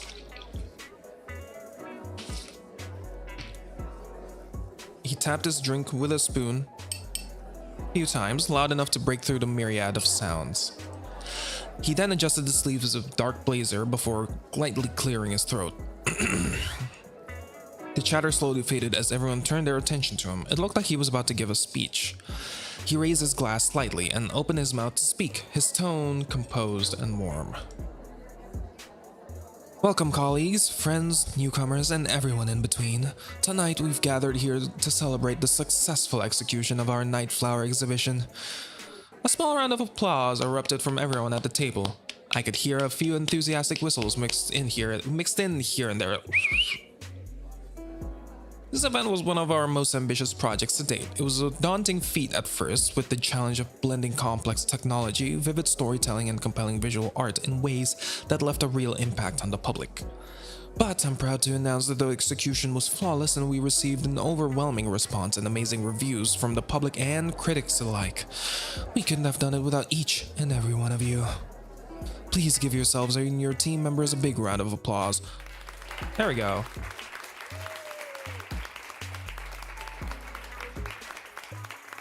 After the noise died down, Mr. Riku glanced around the table and gave a nod to a few of the senior team members. I'd also like to officially welcome our new interns to the team. I hope your journey here at Pixel Playground Studios will be as smooth as it is rewarding. Don't worry, we only bite when we're chasing deadlines.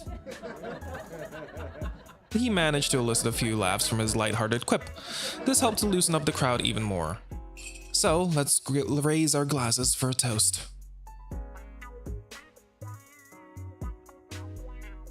Cheers to everyone's hard work, creativity, and to all the madness that comes with it. Here's to the next successful project. Cheers! The joyous sounds of celebration filled the space once again. Later into the night, the lively energy at the long table began to naturally splinter into smaller clusters. Conversations branched off, creating little bubbles of chatter and laughter. A few gathered near the bar, talking over drinks with flushed cheeks and wide gestures. Others huddled at the far end of the table, deep in discussion. It was probably about work or exciting projects coming up. A few groups had drifted to the corner near the jukebox, picking songs and dancing just a little offbeat. At least they looked like they were having fun. That's true, it's all about having fun, man. Making connections, talking, chatting, making friends here.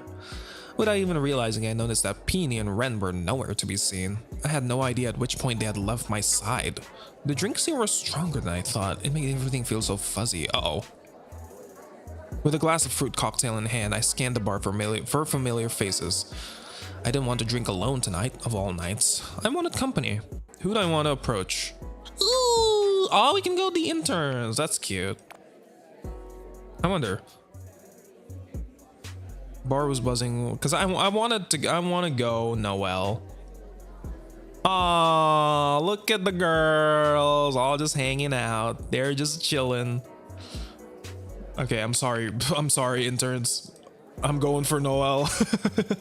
Ow, he's so cute. He's so fucking precious and fluffy. I love him. He's ordering a what is he ordering a fucking melon soda float? Is that it? If that is, you're a man after my heart, Noelle, I swear, and the fucking thing of French fries. Noelle was seated among a few colleagues I don't remember the names of, nodding occasionally to whatever conversation was going on. It was obvious that his attention was clearly elsewhere. His eyes were fixed on his soda float, it is a soda float, and the plate of perfectly golden and crisp fries stacked neatly beside a small dish of ketchup. That's not enough ketchup for this many fries, man, I'm just saying. His ice cold, it is a melon soda float, I knew it! Yes! I love melon soda float. I sound way too excited for that. Shimmered under the warm bar lights as a scoop of vanilla ice cream slowly melted into the fizzy green drink. He's not drinking? Alcohol, I mean? There was something quietly, unless there's like, it's this fucking melon soda is spiked, which is also fair. That could be good.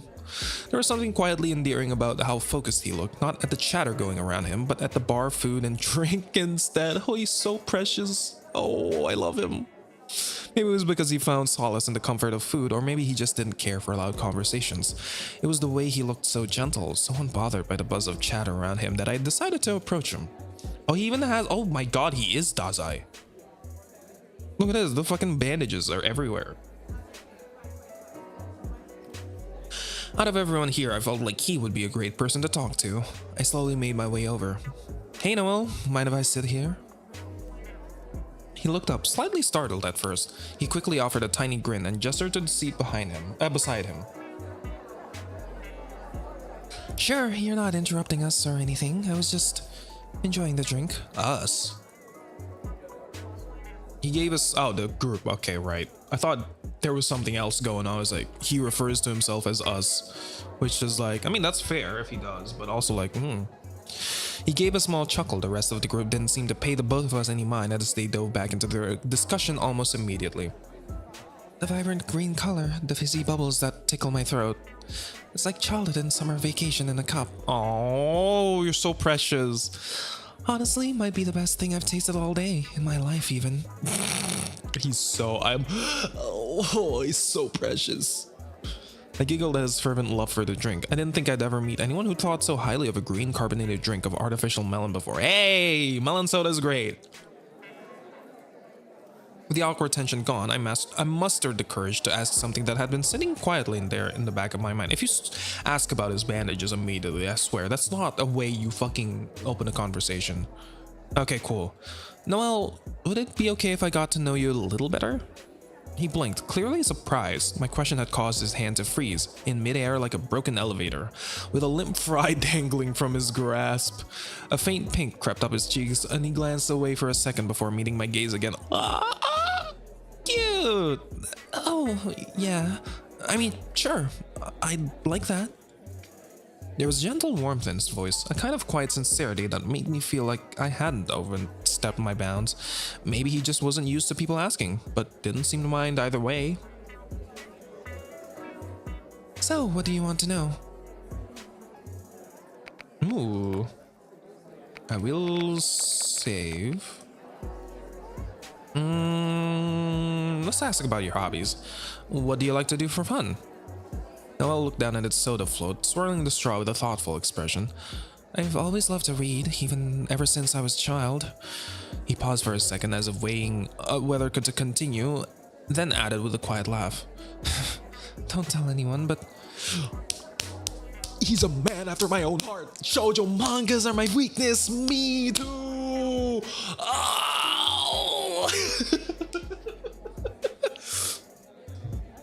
Where's my nut button, bro? I need the fucking, come on, where my nut? Nut. Oh my days. Best boy. I'm deciding right now. Best fucking boy. Shoujo mangas are my weakness. Sailor Star is my favorite manga of all time. Oh, did I crash? Oh no, I didn't. I just tabbed back into the fucking game. My eyes widened with interest.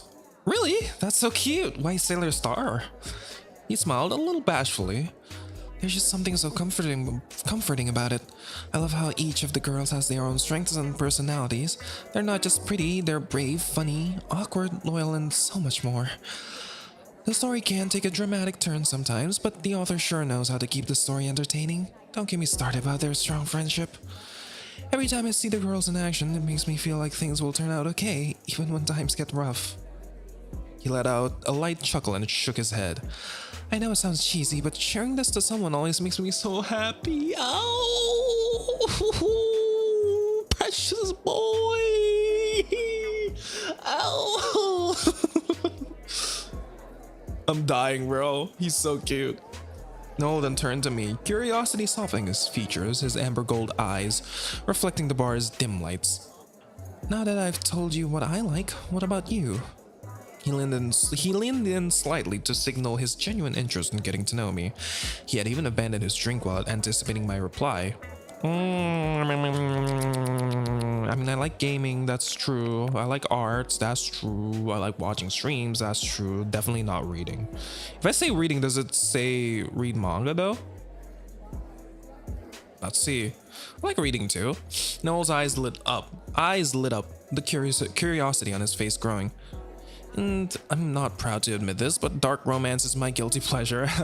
That's true. I do enjoy dark romance, to be fair. But don't tell anyone, okay? I gave him a sheepish smile, and put my index finger to my lips. Noel leaned in, a soft grin forming.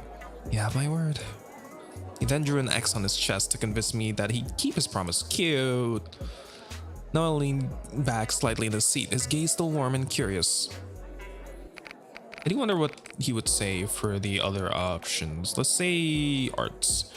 Drawing my free time. Noel's eyes lit up and genuine curiosity bloomed on his face. Really? I couldn't tell. Now I have to see your work.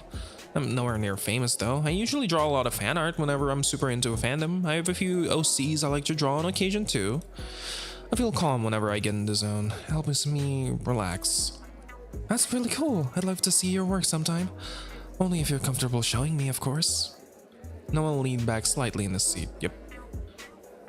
Any other questions? I don't mind. The way he spoke was so gentle and controlled, it made me feel like he was genuinely willing to keep talking as long as I wanted to. Can I talk about hobbies again? Oh, it just repeats the same thing. Okay. How about your ambitions? What's something you've always wanted to try but haven't yet? Noel paused, thinking for a moment as he dipped another deep-fried victim into his ketchup and popped it into his mouth.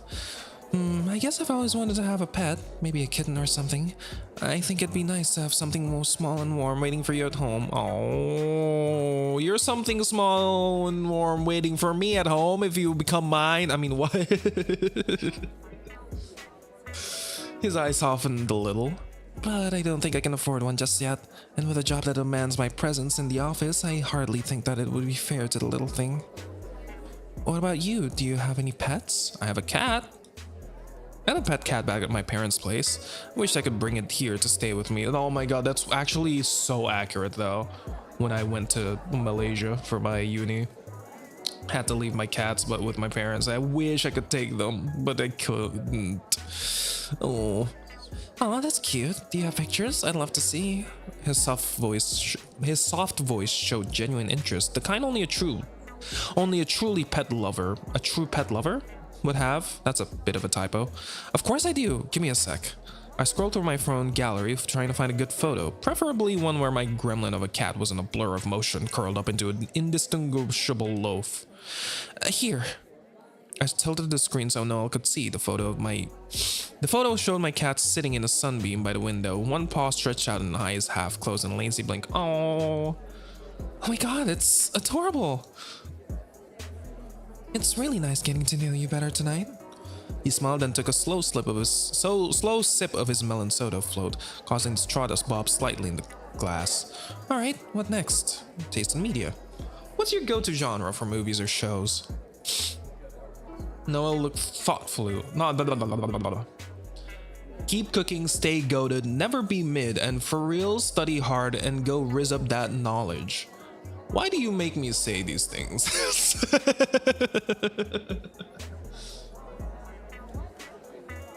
Oh, fair enough, but you know what? Keep on going. As long as you enjoy what I say. Noah looked thoughtful for a moment, tapping a salty fry against the edge of the ketchup dish. I've always watched I can't read. I've always loved watching documentaries, especially nature documentaries. They're just so calming to me.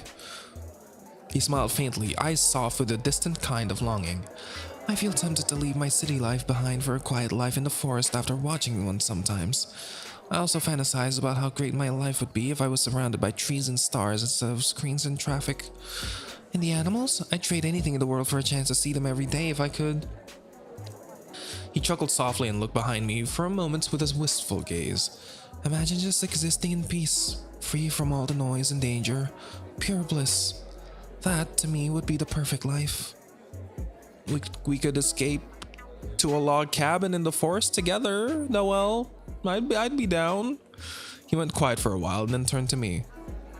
But enough about me. How about you? What do you like to watch? Romance. I can't deny. I love romance, man.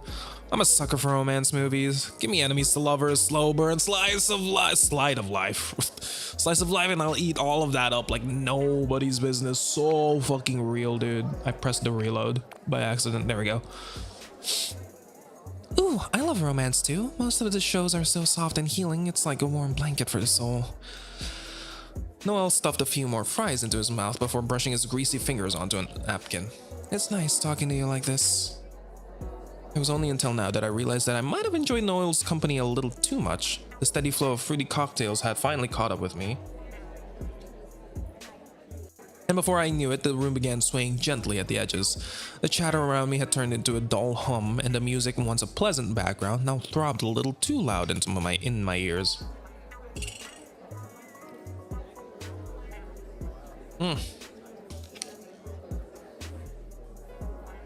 My lips are fucking dying, bro. Both my throat and my lips. My lips are chapped as shit. I should get some more lip balm, to be fair. Of course you clipped that. Thank you for the clip. I appreciate it. What are you planning to do with these clips of me saying these cursed things? I really do sound like a fucking unk. The way I just blandly say these words. But look, thank you for the clip again. I appreciate it. Hopefully you put that to good use, question mark.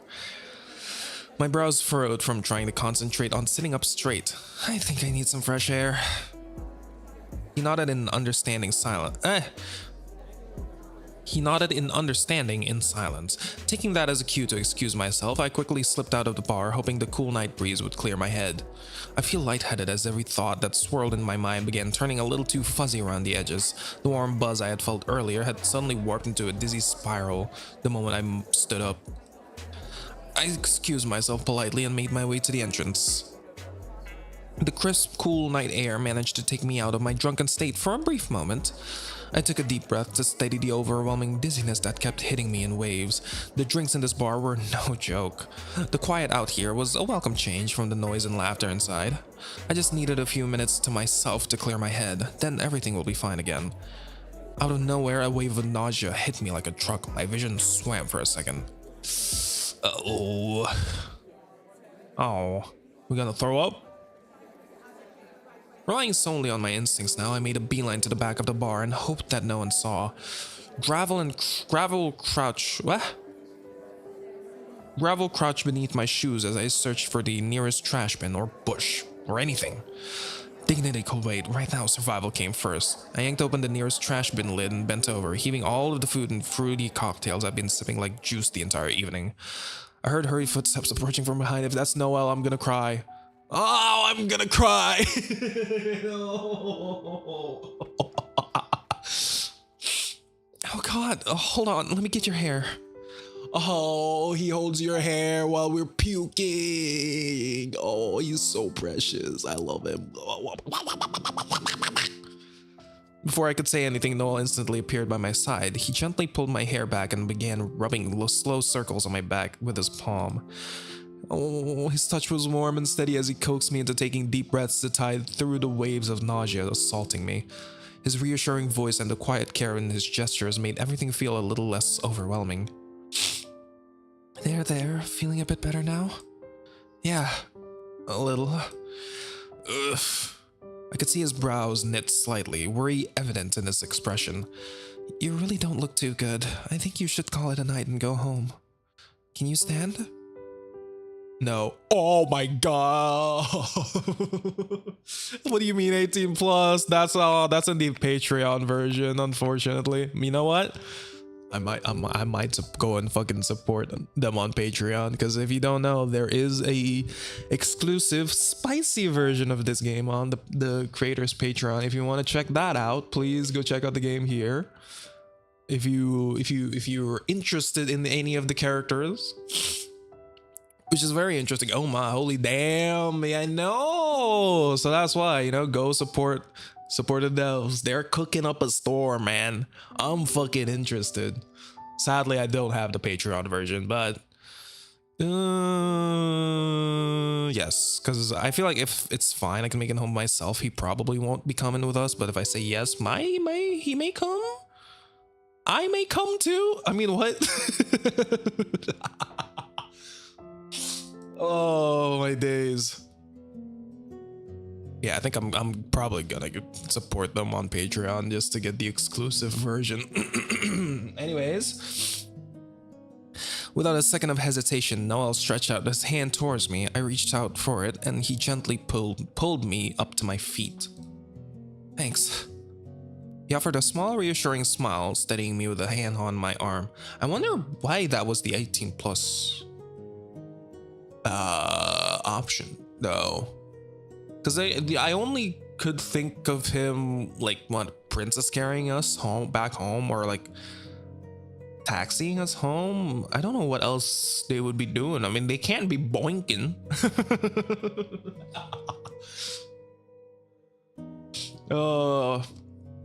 Game feels even more absolute cinema.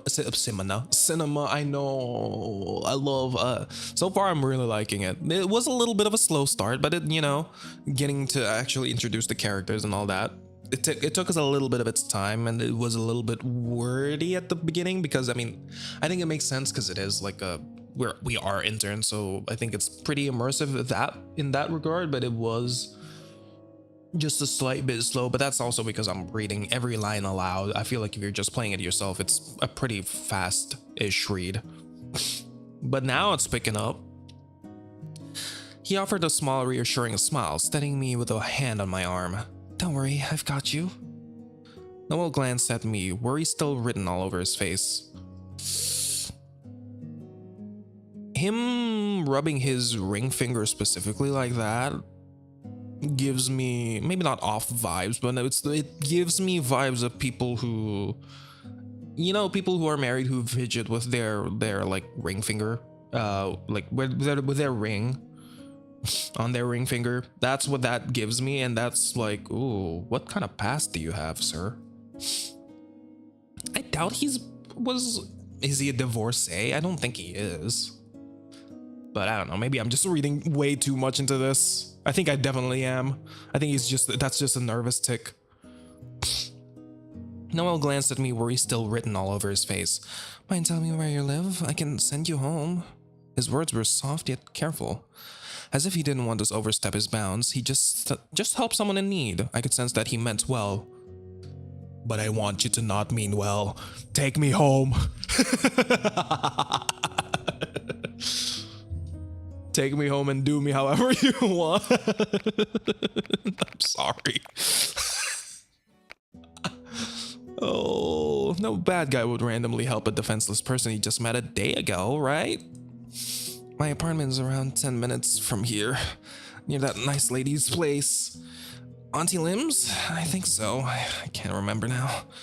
My mind was still woozy from the after effects of the cocktail. I couldn't think straight. All of the details just looked like a blur. I think I know the place. Alright, let's get you home safe.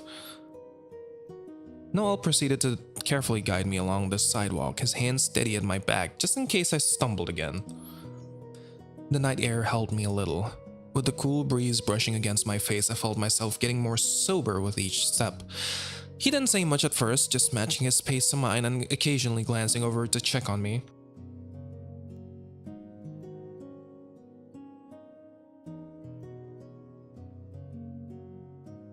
Are you doing okay? Oh my god. He's very tall and lanky, I just realized. But cute. Yeah, the fresh air is helping. Thanks for walking me home. He gave a small nod as his lips formed a soft smile. No need to thank me, just be glad that you're not in this alone. We passed by a few closed shops and a late-night noodle cart. There wasn't any awkward tension beneath the silence. It almost felt necessary, like we both needed the quiet after a long conversation at the bar. When my apartment building finally came into view, Noel gave a little sigh of relief. We're here. Yippee! We stopped just outside the front entrance. I fumbled for my keys, still feeling lightheaded. Floor number? 69.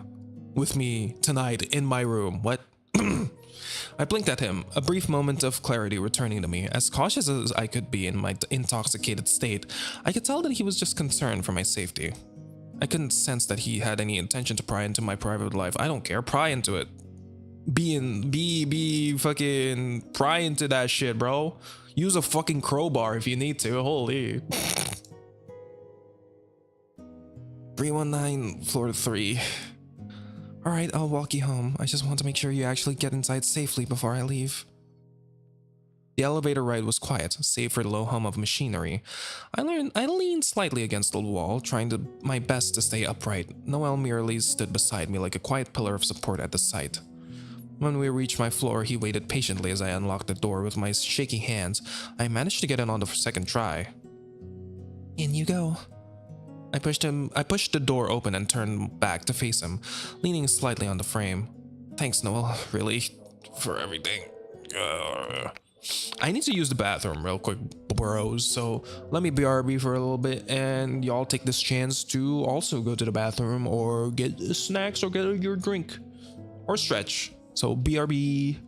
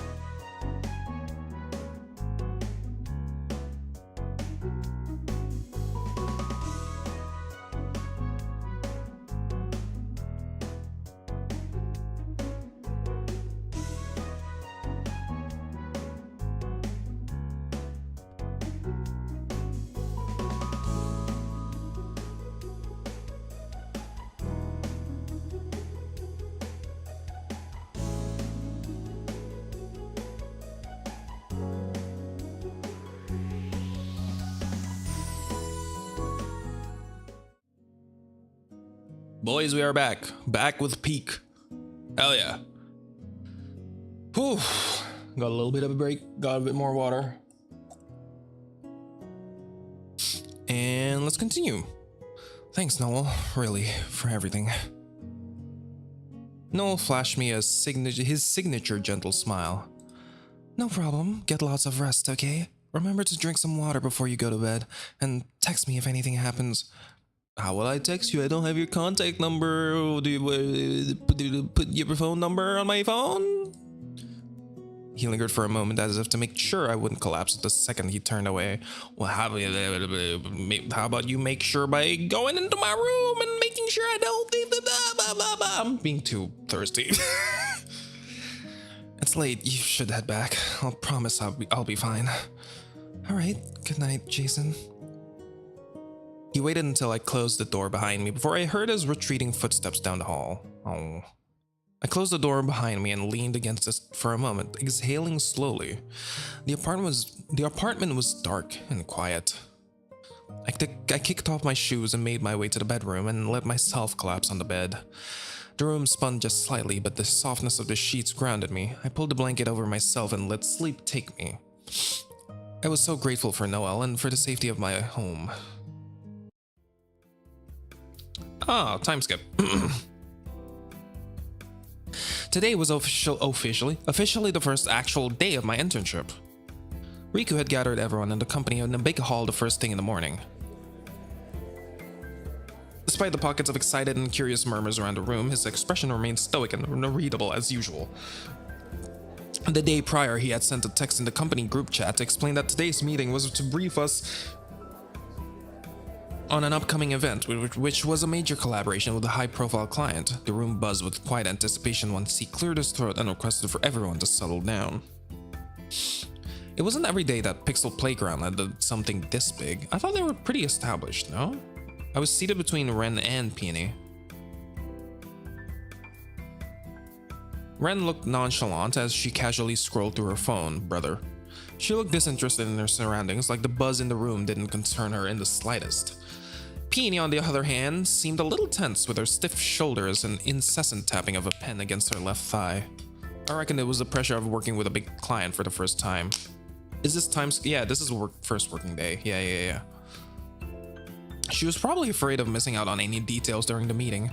I, on the other hand, was only curious as to who this mysterious client could be. With a click of a button on the remote in his hands, Riku dimmed the lights in the room and kick-started the projector to life. The following words soon came up on the projector backdrop. Echoes of you where story meets self. I'm glad everyone could make it here for the briefing today. The project is not going to be just another campaign. It's set to be an immersive art and tech experience, conceptualized to promote the Murasaki Group's collective subsidiaries and to celebrate their status as pioneers in the innovation and entertainment in the creative space. Low murmurs rippled through the room. Peony leaned toward me and Ren to whisper something. Well, looks like Big Daddy finally gave his forgotten son a big project to handle. Yabba. Ren snickered while I didn't know what to make of her comment. The event will combine cutting-edge technology, interactive installations, and narrative-driven design to create a multi-sensory journey for visitors. He flipped to the next slide, which displayed sleek concept arts of futuristic rooms bathed in shifting lights and projections. The experience will guide attendees through a curated path, each room representing one of four core values of the Murasaki Group: progress, unity, imagination, and purpose.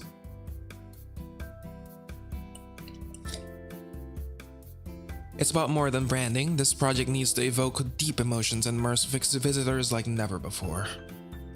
I want you all to think of projection-mapped environments, reactive soundscapes, AR-enhanced storytelling, and sculptural set design. You get the general idea.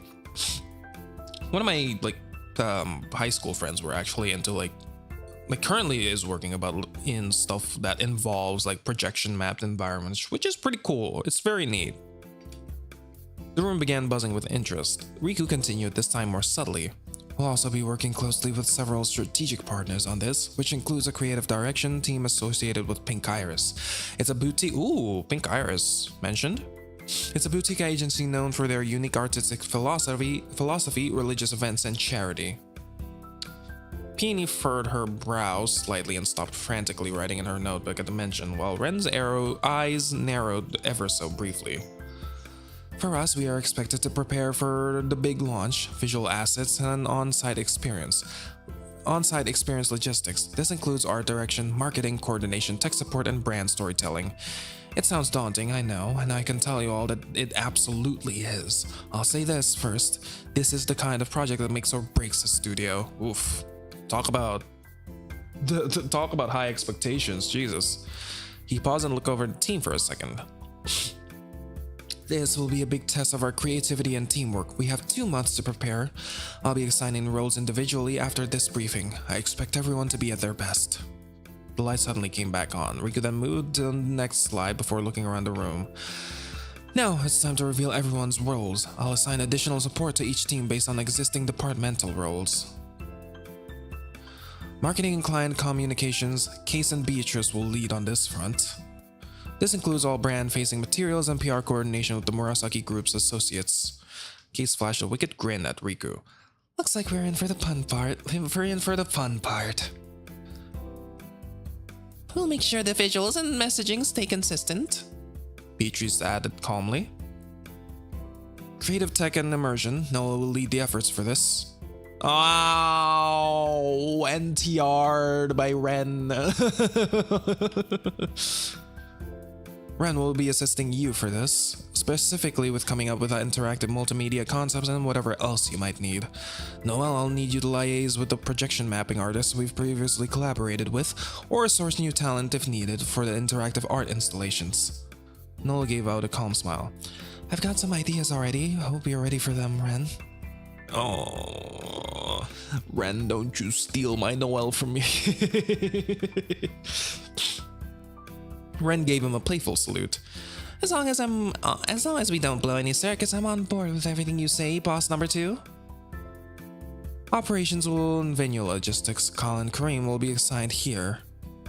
You guys will be in charge of liaising with vendors, transporting equipment, setting up programs, schedule, and contingency planning. Kareem, I'll also need you to work with the marketing team to recruit a few local artists. Oh wait, no, this is Riku speaking, whoops. For a few specific art pieces and volunteers too to help with the setup. Kyle gave a solid nod in reply. Copy that. Kareem already taking notes.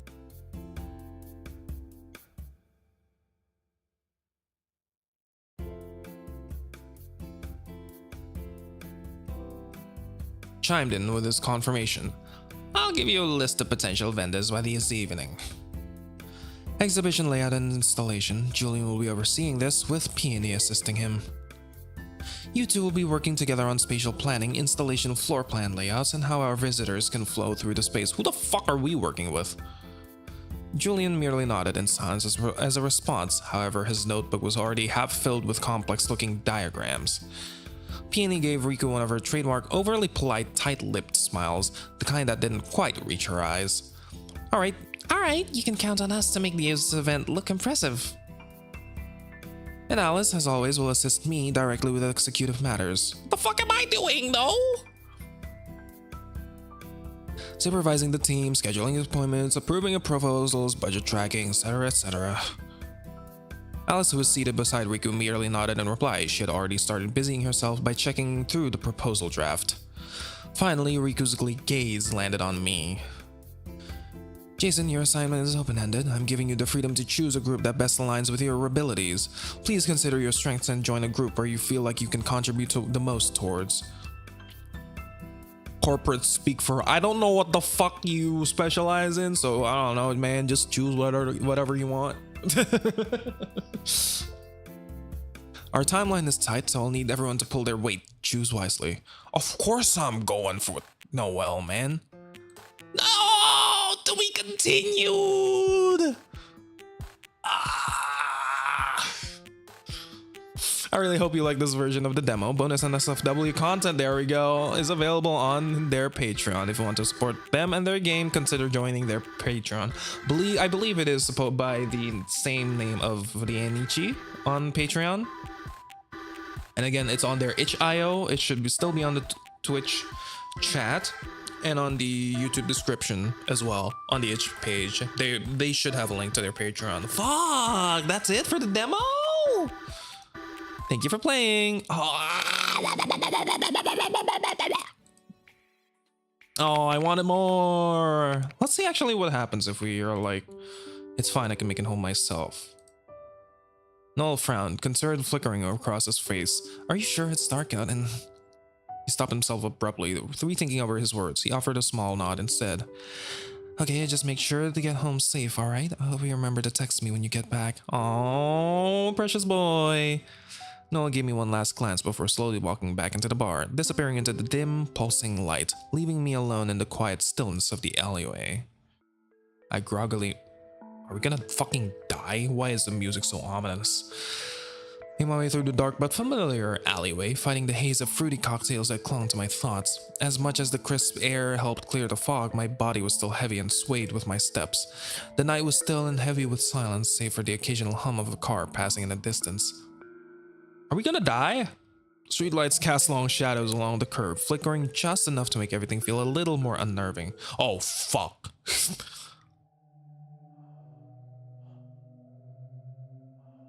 Suddenly, I heard a faint noise echoing from an alley up ahead. It was the sounds of ragged breathing as if someone was in pain. I froze for a moment, my tipsy brain trying to catch up with what my ears were picking up. Without warning, a figure emerged from the shadows and began limping unsteadily towards me. Their movements were jerky and off balance, each step accompanied by a quiet grunt of pain. Did he get stabbed? They? The dim streetlights barely illuminated them, but I could make out the outline of torn clothes and what looked like dark smears along their sleeves and legs. My breath caught in my throat.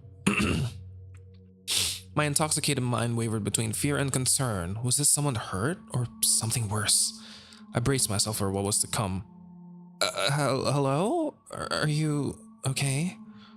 My voice trembled, I barely louder than a whisper. I didn't know if I should stay or run away. The alcohol in my system was making it hard to think straight. Every instinct screamed something different. Help them, run, freeze. Oh, yeah. The figure kept limping closer, but my body refused to move. I could hear their labored breathing, each inhale sharp, like something terrible was hurting it. Help, please. Their voice was hoarse. It sounded like the person had been screaming for too long or had something caught in their throat.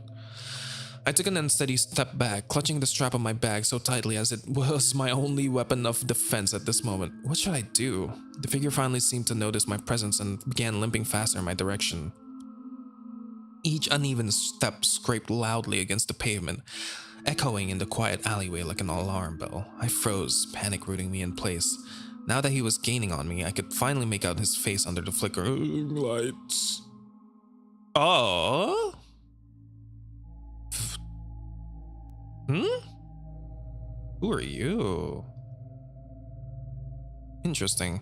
It was a young man. He looked young, way too young to be wandering the streets at this hour, unsupervised.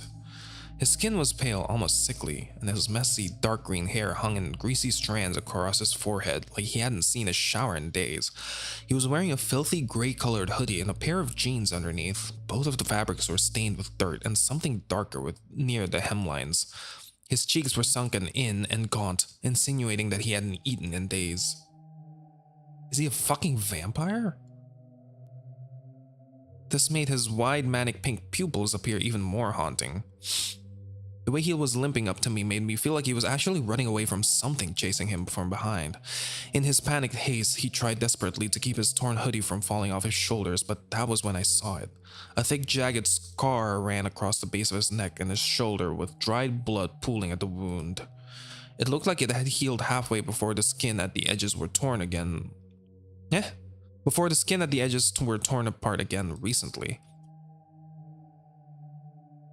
Those weren't just ordinary scars created by something as innocent as a fall. If horror movies had taught me anything, it was that those marks came from sheer violence. His lips trembled as he took another staggering step toward me. Please, they're still looking for me. He was looking around, his pink eyes darting wildly down both ends of the street, as if expecting someone or something to burst out of the shadows at any second. Something dark is lurking beneath this game's exterior, bro. Something's happening. His chest heaved with every shallow panic breath, and his whole body trembled from genuine horror. I almost said honor. I was like, that's not right. It's not honor, it's horror. Very interesting. Please, he rasped, stepping closer. You need to help me, or he's gonna kill me. His voice cracked on the last word, and there was no mistaking the desperation in his tone. He looked like I was his only option left in order to survive the hell he was currently going through. I took a step back, my heart hammering. My mind was still sluggish, but trying hard to catch up to everything that was happening in front of my eyes right now. Who was he? Was this some drunk hallucination, or was I about to get pulled into something dangerous? The next second, the kid grabbed my wrist like it was the last thread keeping him tethered to life. He does not look like a kid, by the way. He looks decently old. However, his grip was weak, clammy, and trembling. Please, save me. Don't move, it's going to be okay. Let me call the police. I immediately rummaged through my bag, fingers fumbling past receipts and keys as I searched for my phone. Wait, don't do that. His voice was strained, barely above a whisper, his eyes narrowed with sudden fear. If you do, he'll... His entire body tensed before he doubled over on the pavement, one arm clutching his stomach, the other covering his mouth as a muffled groan escaped him. Shit! That's so bad. His voice trembled. You can't call the police. They're useless. Then how can I save you? He leaned his slim frame against a nearby wall, desperation etched into his face. I just need a place to hide from him. My mind raced with all sorts of solutions to help the poor guy. If the police were no use, then what else? Get this guy treated first? Maybe I should call an ambulance. When I turned my gaze back to him, I noticed that his head had slumped down into his torso. Oh shit, he's dying, bro. He was looking at his hand, which was currently stained with blood and forming a small pool of blood underneath his sneakers. It seemed like his movements had opened fresh wounds all over, and he is now losing blood fast. His breath hitched. No. I didn't even realize how much he was bleeding until now. His mouth was leaking blood too. Wait, please calm down. I can call an ambulance. We'll get you somewhere safe. It's going to be all right. You found me. Before I could finish my sentence, something flickered in my vision. Oh, yabba.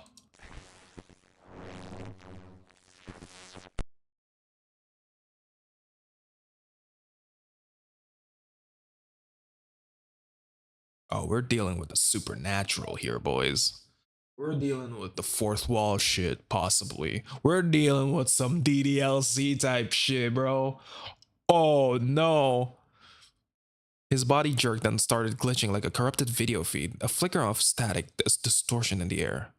And then... nothing. He was gone. No trace, no sound, no blood, no dark stains on the ground. Nothing. Just an empty street and a distant hum of traffic. I blinked hard. Once, twice. I stepped forward, but there was nothing to step toward. Only shadows remained, flickering beneath the faint glow of the street lamp. Did I just imagine the whole thing? My heart raced, my fingers tightening around my phone, but it couldn't be. I remembered his manic pink pupils, his massive scar, his torn and bloody hoodie, the way he begged me to save his life. Did I really see him? Or was it just the alcohol talking? A breeze blew by, brushing against my cheek like a gentle nudge. There was no sign that anyone had ever been here at this hour but me. My mind was really good at playing tricks on me late at night. Or maybe he was never real to begin with. Passing through the alleyway, I wrapped my arm around myself. The air had grown colder than I was used to. Every step I took echoed in the narrow passage, making me feel really uneasy. My pace quickened from the unease, still curling in the pit of my stomach. Whatever that was back there, real or not, I prayed that it didn't come back again.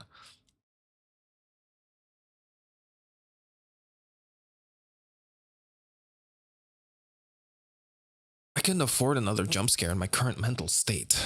A few moments later, my apartment building finally came into view. It was a familiar beacon at the end of the quiet street.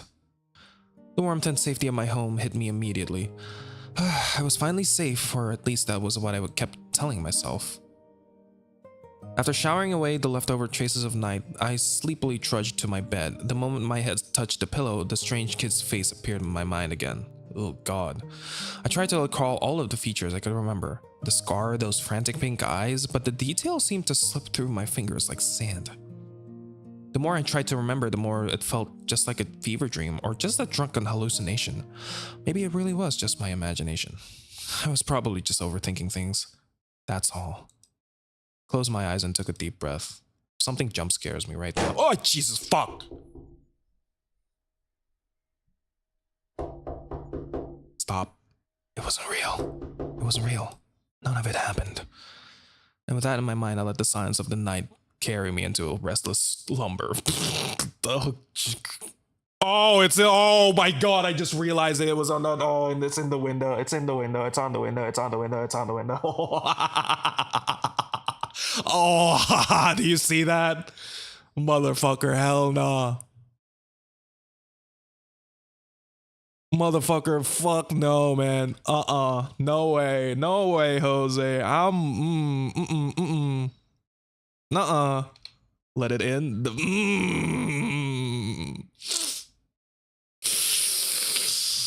Ooh, brother. Let him in? Ooh. Hell nah, brother. Also, Pluto, hi, how are you doing? Hopefully you're doing well. Welcome to the stream. Oh my god. Hell nah, bro. Oh, fuck.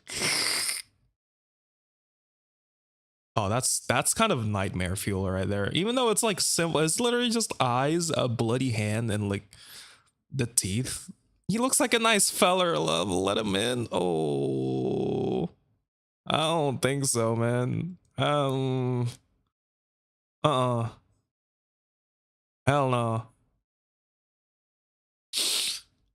I came at you screaming. That's funny. I'm new here. W impression. I'm glad that's what you came into. Oh man. Okay, was that it for that section? Okay, this was just the same thing. This is just the same assigning the things. Okay, yeah. Oh my fucking god, man. Yeah, they're assigning all things to the guys. I know it was there is psychological horror elements in this game, but I didn't see any of it yet until that point. Yeah, to be continued, yeah. I do want to see the other CG with the other girls. There's like this. Like, look, it's such a cute little like vibe, but then suddenly, nah. Sometimes there's just shit. Shit is just happening. Noel, ooh. Error. I wonder what I'm missing then. Oh, there's a lot of things I'm missing, I feel. Cute games can never be, that's true though. Sometimes it is the most cute things that hide a sinister beginning. Or yeah, hides something sinister. I wonder what these are. Oh, maybe this is the NSFW CG that we're missing. Because yes, if you don't know, there is like an NSFW version of this game that you can support them on Patreon if you want that. And honestly, I'm very interested in that because the characters are cute. Noel, so far, my love, my joy, my beauty in life. I want him. So I'm like, I might. But this game is obviously a demo still. It's still in development. So we'll see. She? This is a he, brother.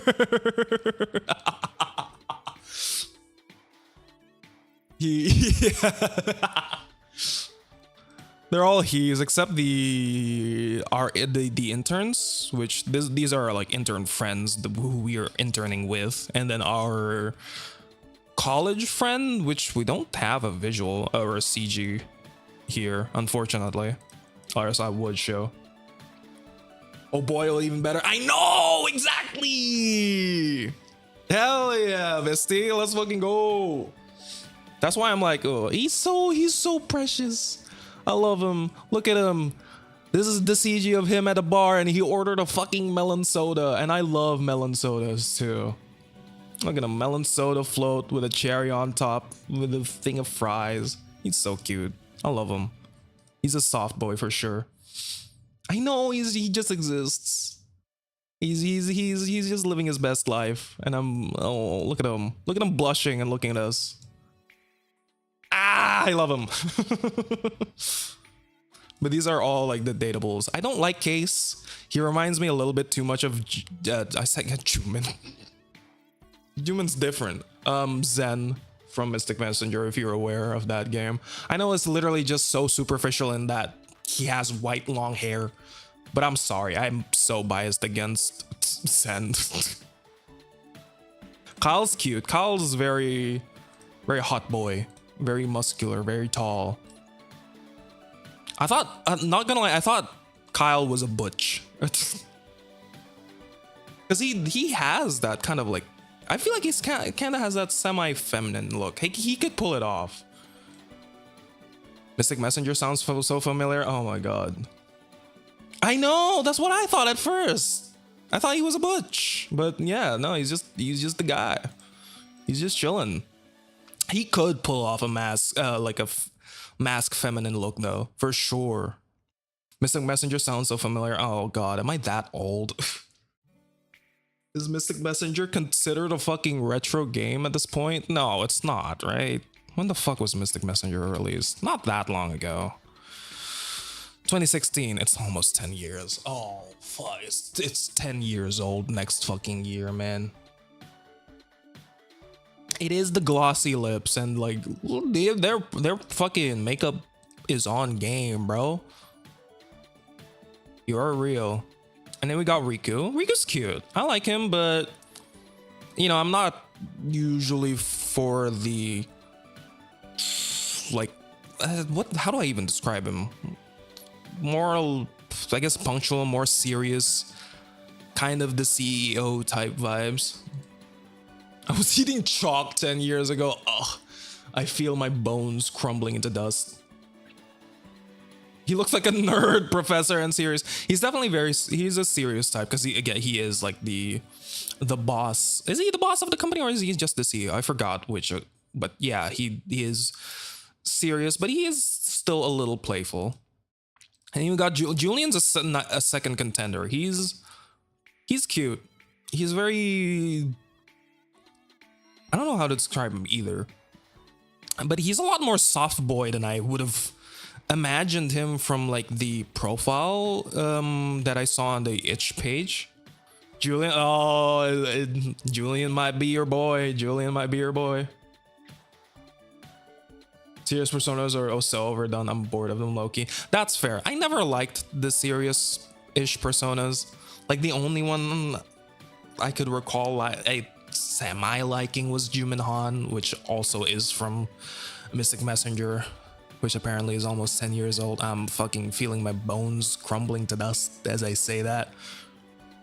Yeah, I'm not really a fan of like the serious CEO types. I like them in like K-dramas. I like in watching the serious CEO type characters interact with someone who's super bubbly, super positive, and just dragging them everywhere. And that's cute. I like that. I like watching it. I don't like being part of it, kind of thing. You know, I think that's my thing with like the serious types. Like I like watching them from afar and watching them interact with whoever they're interested into, right? But not like I don't want to be a part of it. Cadix Golden Retriever. Yes, you're so right. I know. I love that. It's very cute. I'm young, trust. And thank you for trying to make me feel better. This game's really cute. I want to see the CGs again. Let's see Julian's stuff, because I am interested.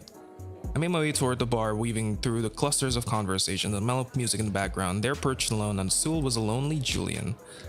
Julian is like, oh, I didn't realize he has painted nails too. Wait, that's cute. I like that. He sat silent, slightly hunched over, fingers absently tracing the condensation on his glass. Gotta check it myself because I'm like late to this whole stream. That is fair. Got recommended randomly on YouTube. That's very, oh, hey.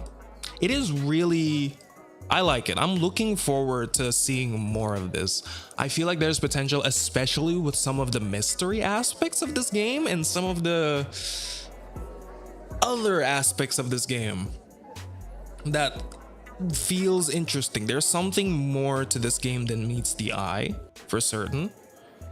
But it's also like, you know, very cute boys, very soft boys. If you want to check it out, that should be the, yes, that is the link to their itch.io. If you want to give the demo a shot yourself, play the game yourself and experience the boys through your perspective.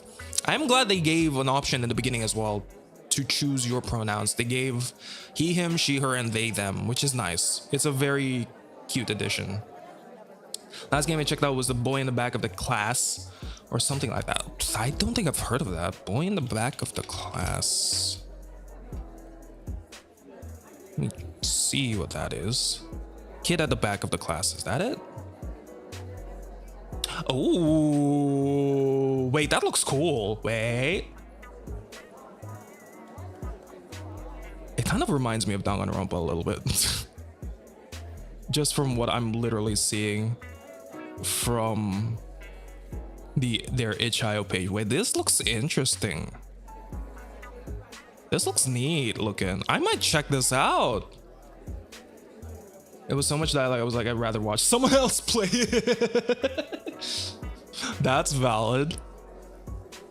This looks interesting. I'm definitely gonna put that on my notebook. Gonna be in the back of my mind. It looks interesting. Thank you for suggesting that. For telling me that. That looks, yeah, it gives me Danganronpa vibes, kind of. Like literally just from the screenshots, but I don't know. I haven't played it, so I wouldn't know. But it looks very interesting indeed. Yeah, this game so far looks very interesting. No, please. You're making me feel old again. Danganronpa is old. Yeah. How old is Danganronpa 1? Do I even dare search 2010? Holy fucking shit, bro. Well, in Japan, it was released in 2010. Ugh. It's 15 years. It's almost 16. But hey, we got Danganronpa 2x2 coming out next year. With new content, which is fucking like crazy. Like what? This UDG came out when I was a youngin'. When the fuck did UDG come out? I forgot about that game. 2014. Ugh. That hurts. 2014, I had no business seeing that game. Look, there's a couple of games from our youth that we had no business fucking watching or playing, but you know, the internet is the internet. You can't, it's kind of its nature.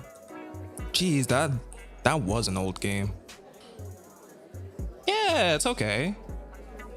That's fair. Oof.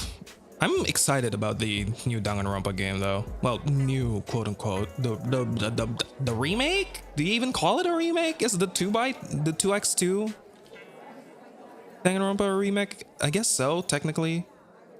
Since it is gonna be adding new content alongside with remaster, not really having a remaster of the old stuff.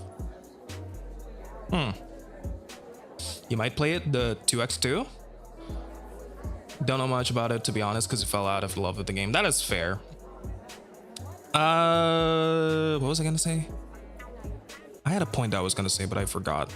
I'm still semi in the fandom for Danganronpa, so I can't say that I fell out of love with it. I still do enjoy the consuming content from it, and I do still enjoy content that is adjacent to Danganronpa, like other games that have that similar feel and vibe. So thankfully I am still into it, along with a couple of my friends who are also into it, and looking forward to 2x2, seeing what they're gonna add to the story.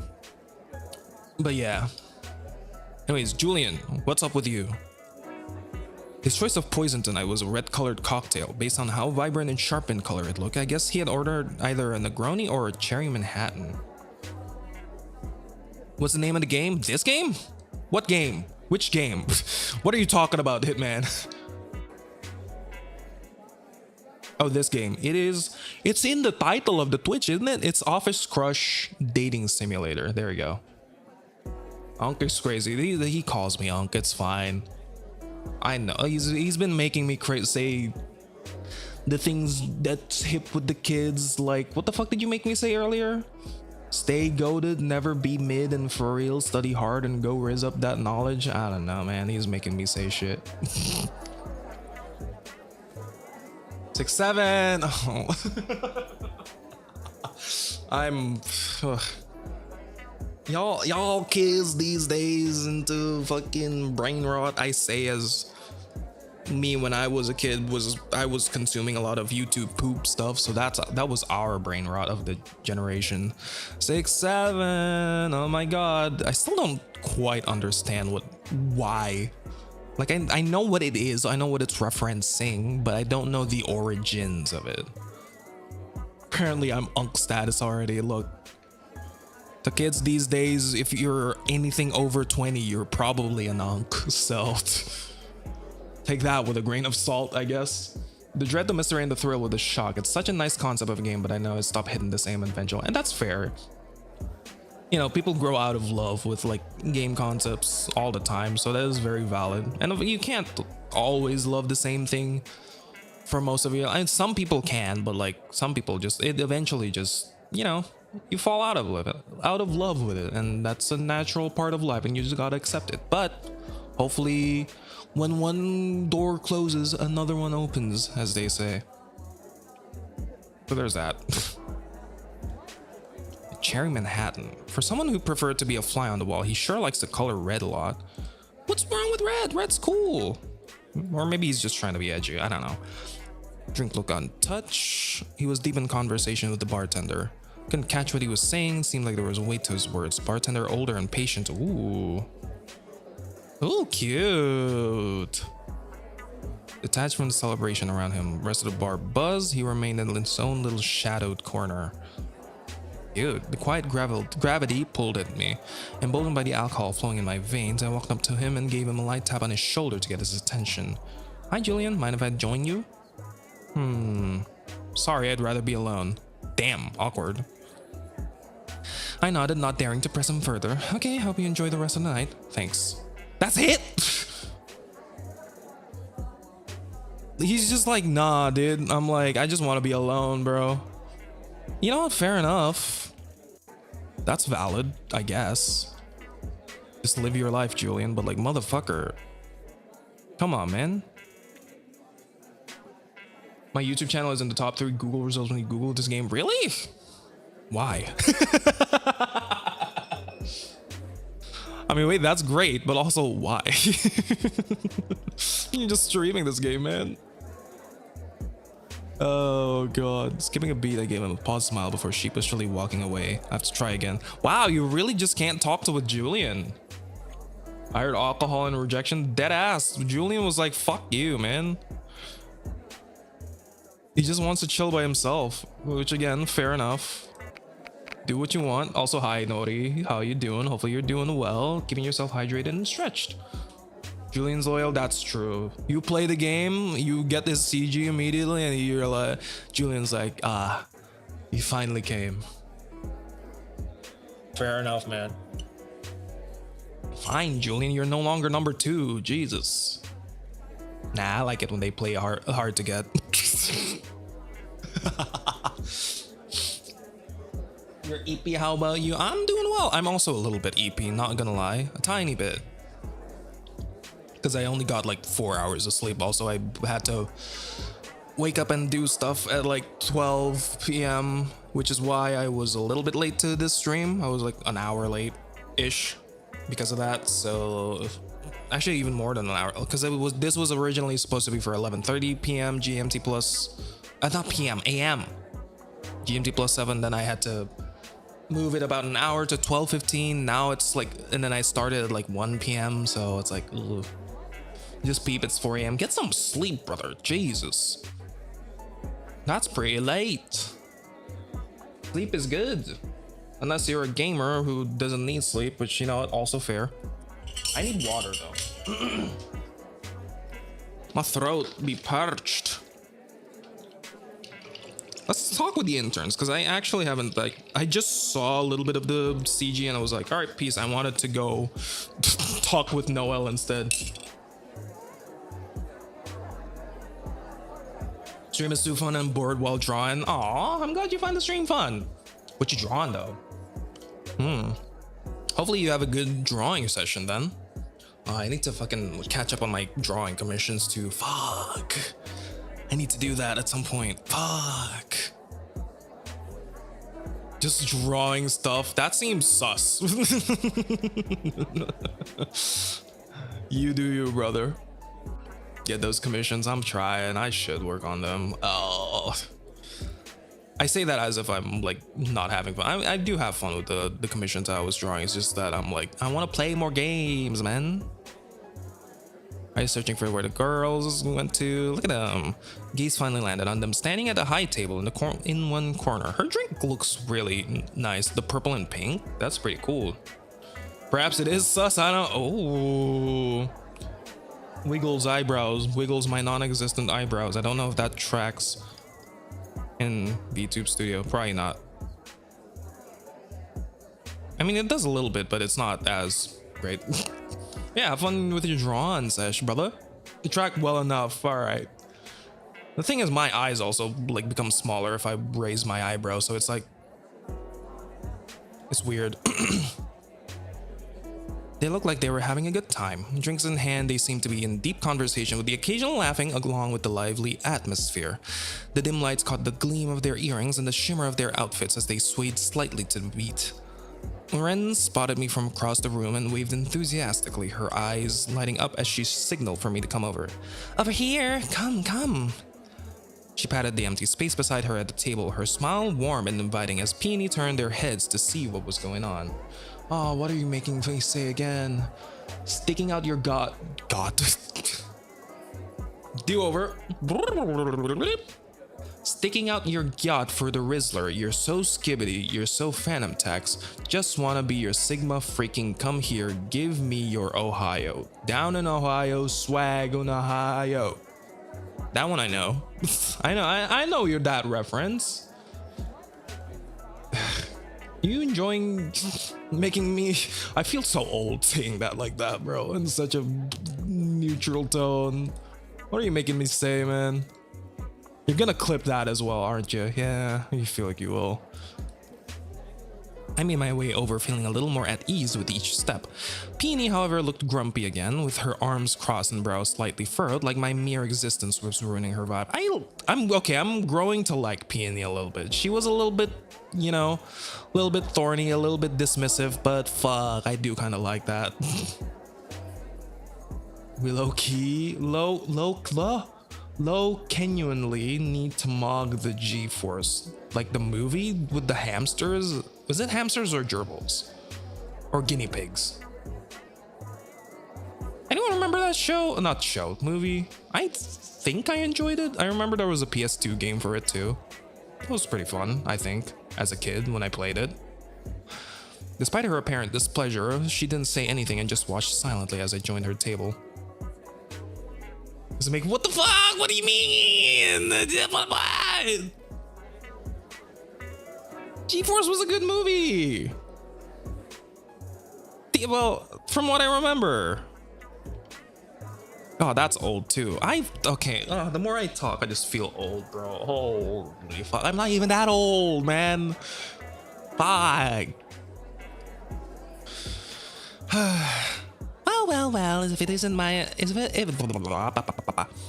if it isn't mixed social butterfly, I thought you were busy mingling with the guys. How come you're here with us instead?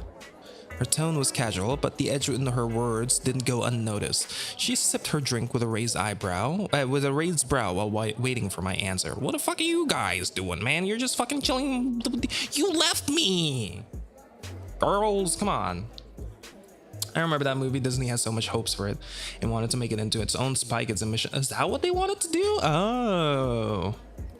I mean, it was okay. I enjoyed the movie for what it is, but I was a kid who didn't know much better. I think I preferred Bolt though, in terms of like pet related, kind of like superhero-ish movie. Oh, you did clip it. Oh, man. Fair enough. When was Bolt released? Oh, it's 2008. Was Bolt was also Disney, right? Yeah, it is. I miss Bolt. They need to make a Bolt 2. Actually, no, they're just gonna ruin it if they make a sequel to it. Can't I join the fun too? I miss you guys already. We had such a great time earlier. Ren grinned at my comment. Not long after, she raised her glass and a little cheer. Aw, look at you getting all sentimental. We do make pretty good friends, don't we? I'm growing to like the dynamic between the three of us. Oh, shit. Peony rolled her eyes, but her corners of her mouth twitched like she was fighting a smile. Must be the cocktails talking. Even though they're incessant grumbling, she didn't walk away. I reckon that was probably as close to affection as we could get with her for the time being. Since we were all here, let's spill some tea, preferably of the coworker variety. It's our first day, man. Oh! Extra shit. Gossip. Noel. We took a peek at Noel, who was happily munching on a basket of fries, completely immersed in his own world. He looked so content, like nothing could bother him. He's so precious. I honestly have nothing bad to say about this guy. Peony raised an eyebrow, her tone dry. Yeah, he kind of looks harmless enough to me. Kind of always like a pet hamster. Cute, quiet, and always nibbling on something. Oh wait, a hamster is such a perfect way to describe him. Time to join the Cord. What does that mean? The Discord? I mean, we do have a Discord. I don't really talk much in it. I should use it more often. I should at the very least start by putting the Discord server on the top of my list. My own server isn't even on the top of my list. Like, fuck me, man. Yes, that's what Cord means. I don't know what people mean, man. Words are hard. You can't be this unk. I don't know. Maybe you're talking about like a cable cord. Okay, that does make me sound old. You know what? I'm just gonna stop speaking. I'm just gonna read the words on the screen. MC chuckled. That's oddly specific. Peony shrugged. I'm just saying, he looks like a big softie and definitely acts like one too. Not my type, but I can understand why some people like this type of trope. Peony, are you looking straight at me? Are you saying that? Is that what's happening? Because yes, you're right. You're making me worry, brother. What the fuck do you mean I'm making you worry? Why? What, a man can't get old without knowing a few words that the hip kids I should stop speaking. Like, the more I'm just digging a deep, vast trench for myself. Gotta make this place active. It's okay, we'll get your med scripts. No, man. I can't. We're going into 2026, man. I can't. I'm gonna be 25. I'm not that old. 25 is not old.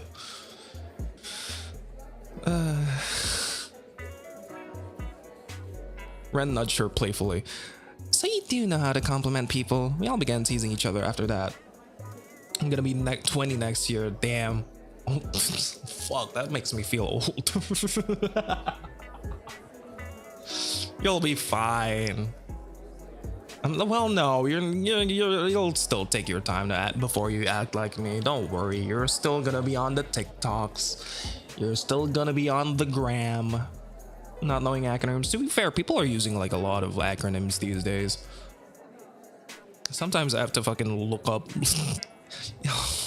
Even just talking about that, I'm like, oh, that's not what the hip kids would do. They would just naturally know it. But now I'm like, I had to look it up on like fucking Urban Dictionary. Do people even still use Urban Dictionary these days? I don't know, man. Fuck me. What the I'm not even gonna try. What the fuck? PMO? What the fuck is PMO? I know PMA. What the fuck is ICL? I'm too old for this shit. You know what? I'm raising my hands. I'm just gonna be like, I give up. I give up trying to understand. When I glanced back at Noel, I saw that he was still lost in his own little bubble. Oh, to be so unbothered by the thoughts of others. Such was bliss. Any more tea to spill? Riku. Ren ducked in closer to whisper. Do you guys know that Mr. Riku is the son of a multi-million-dollar conglomerate known as the infamous Murasaki Group? He's like legit the direct heir to the Murasaki Empire as a second son. I'm glad you're finding it funny, at the very least. Peony's eyes widened. Her arms remained crossed as her expression shifted from skeptical to contemplative. Wait, our supervisor is the Riku Murasaki? I had no idea. What the why did you apply to this place then, man? Seriously? Who would have thought? What the fuck? Ren gave a sly smile and nodded. Yep, he's the second son in the current Murasaki family from a long line of extremely affluent predecessors. So he's basically royalty. Whoops. I guess this kind of explains why he acts so stiff around everyone. I guess that makes sense. So not only he's CEO, he's rich CEO vibes. Okay. Rumors say that he's the type to work harder than anyone else in the company, yet he's not the type to lord it over subordinates' heads either. That earns him a bit of respect in my book. At least he's a hard worker too, on top of that. Same here, you usually hear cases where nepotism runs companies to the ground. So real. And incompetent successors ruining company culture, etc. Yet everyone seems to love and respect Mr. Riku here very much. Right? But it also makes me wonder, why would someone like him be sent here of all places? Pixel Playground Studios is just a mid-sized studio. We're not even that famous outside of our home country yet.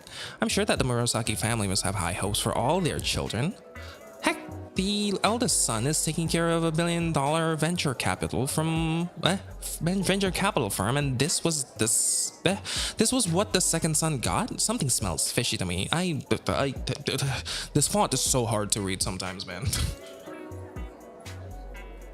Think of it this way, maybe it's some kind of test. You know how the K-drama CEOs will throw their kids into the deep end to see if they manage to sink or swim? Oh. That might make sense, but to be given a fully furnished office housed in a building owned by the Murasakis? Talk about being born with a silver spoon in your mouth. If it were me, and if I really wanted to test the capabilities of the future heir of my throne, I would have had him prove his own mettle by starting from zero. We're nowhere near those types of elite circles, so who's to say anyways? For all you know, this could have been a gift for his 21st Christmas or something. Or perhaps he was the one who specifically requested to be tested this way. It could have been his own choice to lead a creative studio instead of tackling what we deem as bigger things. Everyone is chasing different things in life after all, true. Ren shrugged, still skeptical. Maybe, either way I'm watching him, there's definitely more than meets the eye, I just know it. Peony smirked, the edge of her suspicion softened by a growing curiosity. Well, whatever it is, at least he's more than capable for his role. You have to respect the man for that. The conversation mellowed. Who's next? Continue. Wave of distance. I wonder if this is the same. Need me to accompany you? Just need to clear my head. So we leave. Oh, yeah, so now we go to the back. Oh, they do come to you and be like, are you okay? Yeah. A groan doubling over, slightly this heavy sensation tugged at my stomach in the worst way. I felt so nauseous that I began preparing for a second round of heaving. Ren reached out and gently steadied me, slipping an arm around my back. Aw. We should call it a night. I'm taking you home now. I'll make sure you get home safe. Don't worry. I felt too weak to protest, so I merely nodded in reply. What about Peony? She just booked the Brad ride home, so you don't have to worry about that anymore. You on the other hand? Yikes. I feel fine. That's what all drunkards say. Ren let out a breath, half amused, half concerned. Let's get going then before it gets too late. Remember to watch your step, okay? I hate for you to fall and ruin that pretty face of yours. Aw. I pointed vaguely in the direction of my apartment, my groggy mind barely piecing together where home was. Ren followed my gesture, adjusting her hold on my shoulder without a word before beginning our journey. My steps were heavy, but she maintained a careful and patient pace throughout. I leaned into her warmth, grateful that someone was here to guide me through the blur of city lights and the dizzying fuzz in my head. That's cute. I like Peony's just like fucking peace. I don't want to deal with a drunk person. Stop in front of the building. What is this? All do alrighty? All alrighty. Wakey, wakey, we're here. Oh, Jesus. I nodded, barely keeping my balance. I have to go now before it gets too late. Do you have anyone who can get you upstairs? You're way too wasted to make it on your own. I clumsily fumbled through my purse, finally managing to pull out my phone and dial the one person I trusted the most. She picked up almost immediately. Hey Jason, what's up? I'm in the middle of a stream right now. BP, please. Huh? Ren gently took the phone from my hand.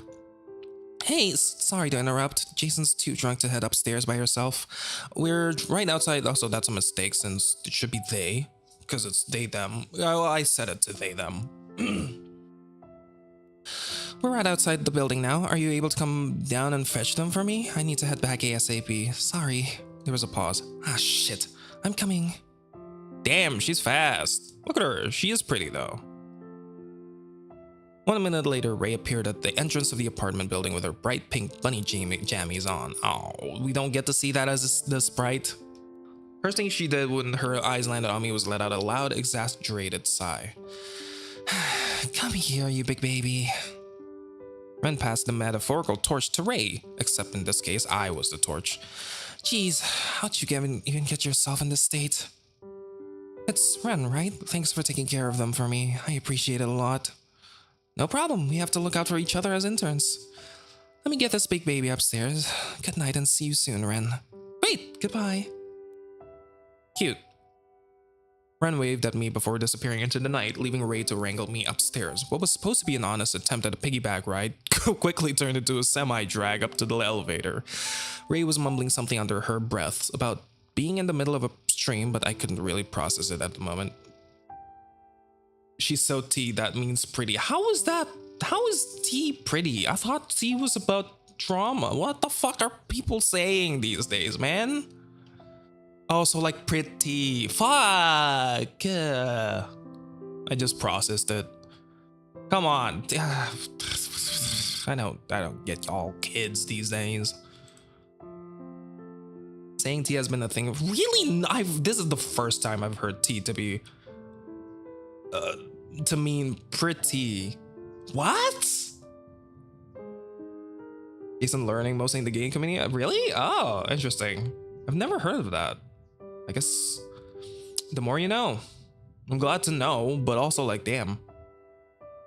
Maybe I am just out of the loop. Shit. Everything felt like static and fog. Even my gay homies say it. That's fair. I guess I'm not super into the gay community, mostly because there is no gay community. Though even there, I know there is in Indonesia, but also it's like very, very like, it's very taboo and very on the very down low. So, you know, there's that. Yeah, it'd be rough. So I guess that's maybe why I haven't heard of it. I don't think I've heard it even on like Twitter or some shit like that. It is a bit rough, but it do be unfortunate circumstances of where we just got RNG to live at, you know?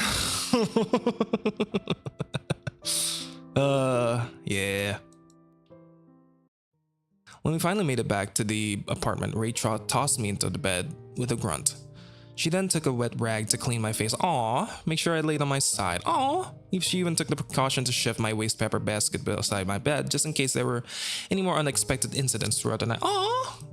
Despite her grumbling, she still took the effort to care for me so gently. With that, I slowly fell into deep slumber. And then just okay, and that's it. I think I've explored all that I wanted to explore for now. Like, I didn't get everything, of course, but you know, that's opportunity for you guys to explore the demo for yourself, find out the other stuff, and you know, potentially also support them on their Patreon if you want the NSFW version of the game. It's on there, and the itch.io page, as always, is in the description. I think I'm gonna end stuff here because I am a bit EP. I might take a little small nap. Don't worry, we are gonna be streaming again later tonight in about 3 hours ish with a game called Neko Odyssey, a game where you take pictures of cute cats in the town. If you haven't followed my socials, the Twitter is where I post my schedule and where I usually like say when I'm going live and announce what I'm doing. And that's just where I post all my shit anyway, so go give that a follow if you haven't. I appreciate you guys. But I found out, oh, I'm glad you stumbled into me. Hopefully everyone does have a good rest of the day, evening, or night. Remember to keep yourself hydrated. Let's see if there's anyone we can raid. I wonder if there's anyone who's doing Southeast Asia games onward as well. Because I should have fucking explained this from the beginning, but I am a participant in the Southeast Asia Games Onward 2025, which is a festival that celebrates games developed by Southeast Asian devs, and this is one of them. This was... who is this developed by? It's Rian Nichi, but I forgot what country. Is it Indonesia? No, it is. It's Malaysia. There we go. Adjacent enough. So yes, there is that. I don't think anyone's doing SEAGO or anyone streams SEAGO stuff in this time slot. It is very in the middle of the day for a lot of us Southeast Asians, so that's fair. But let's see if there's anyone else we can raid, perhaps.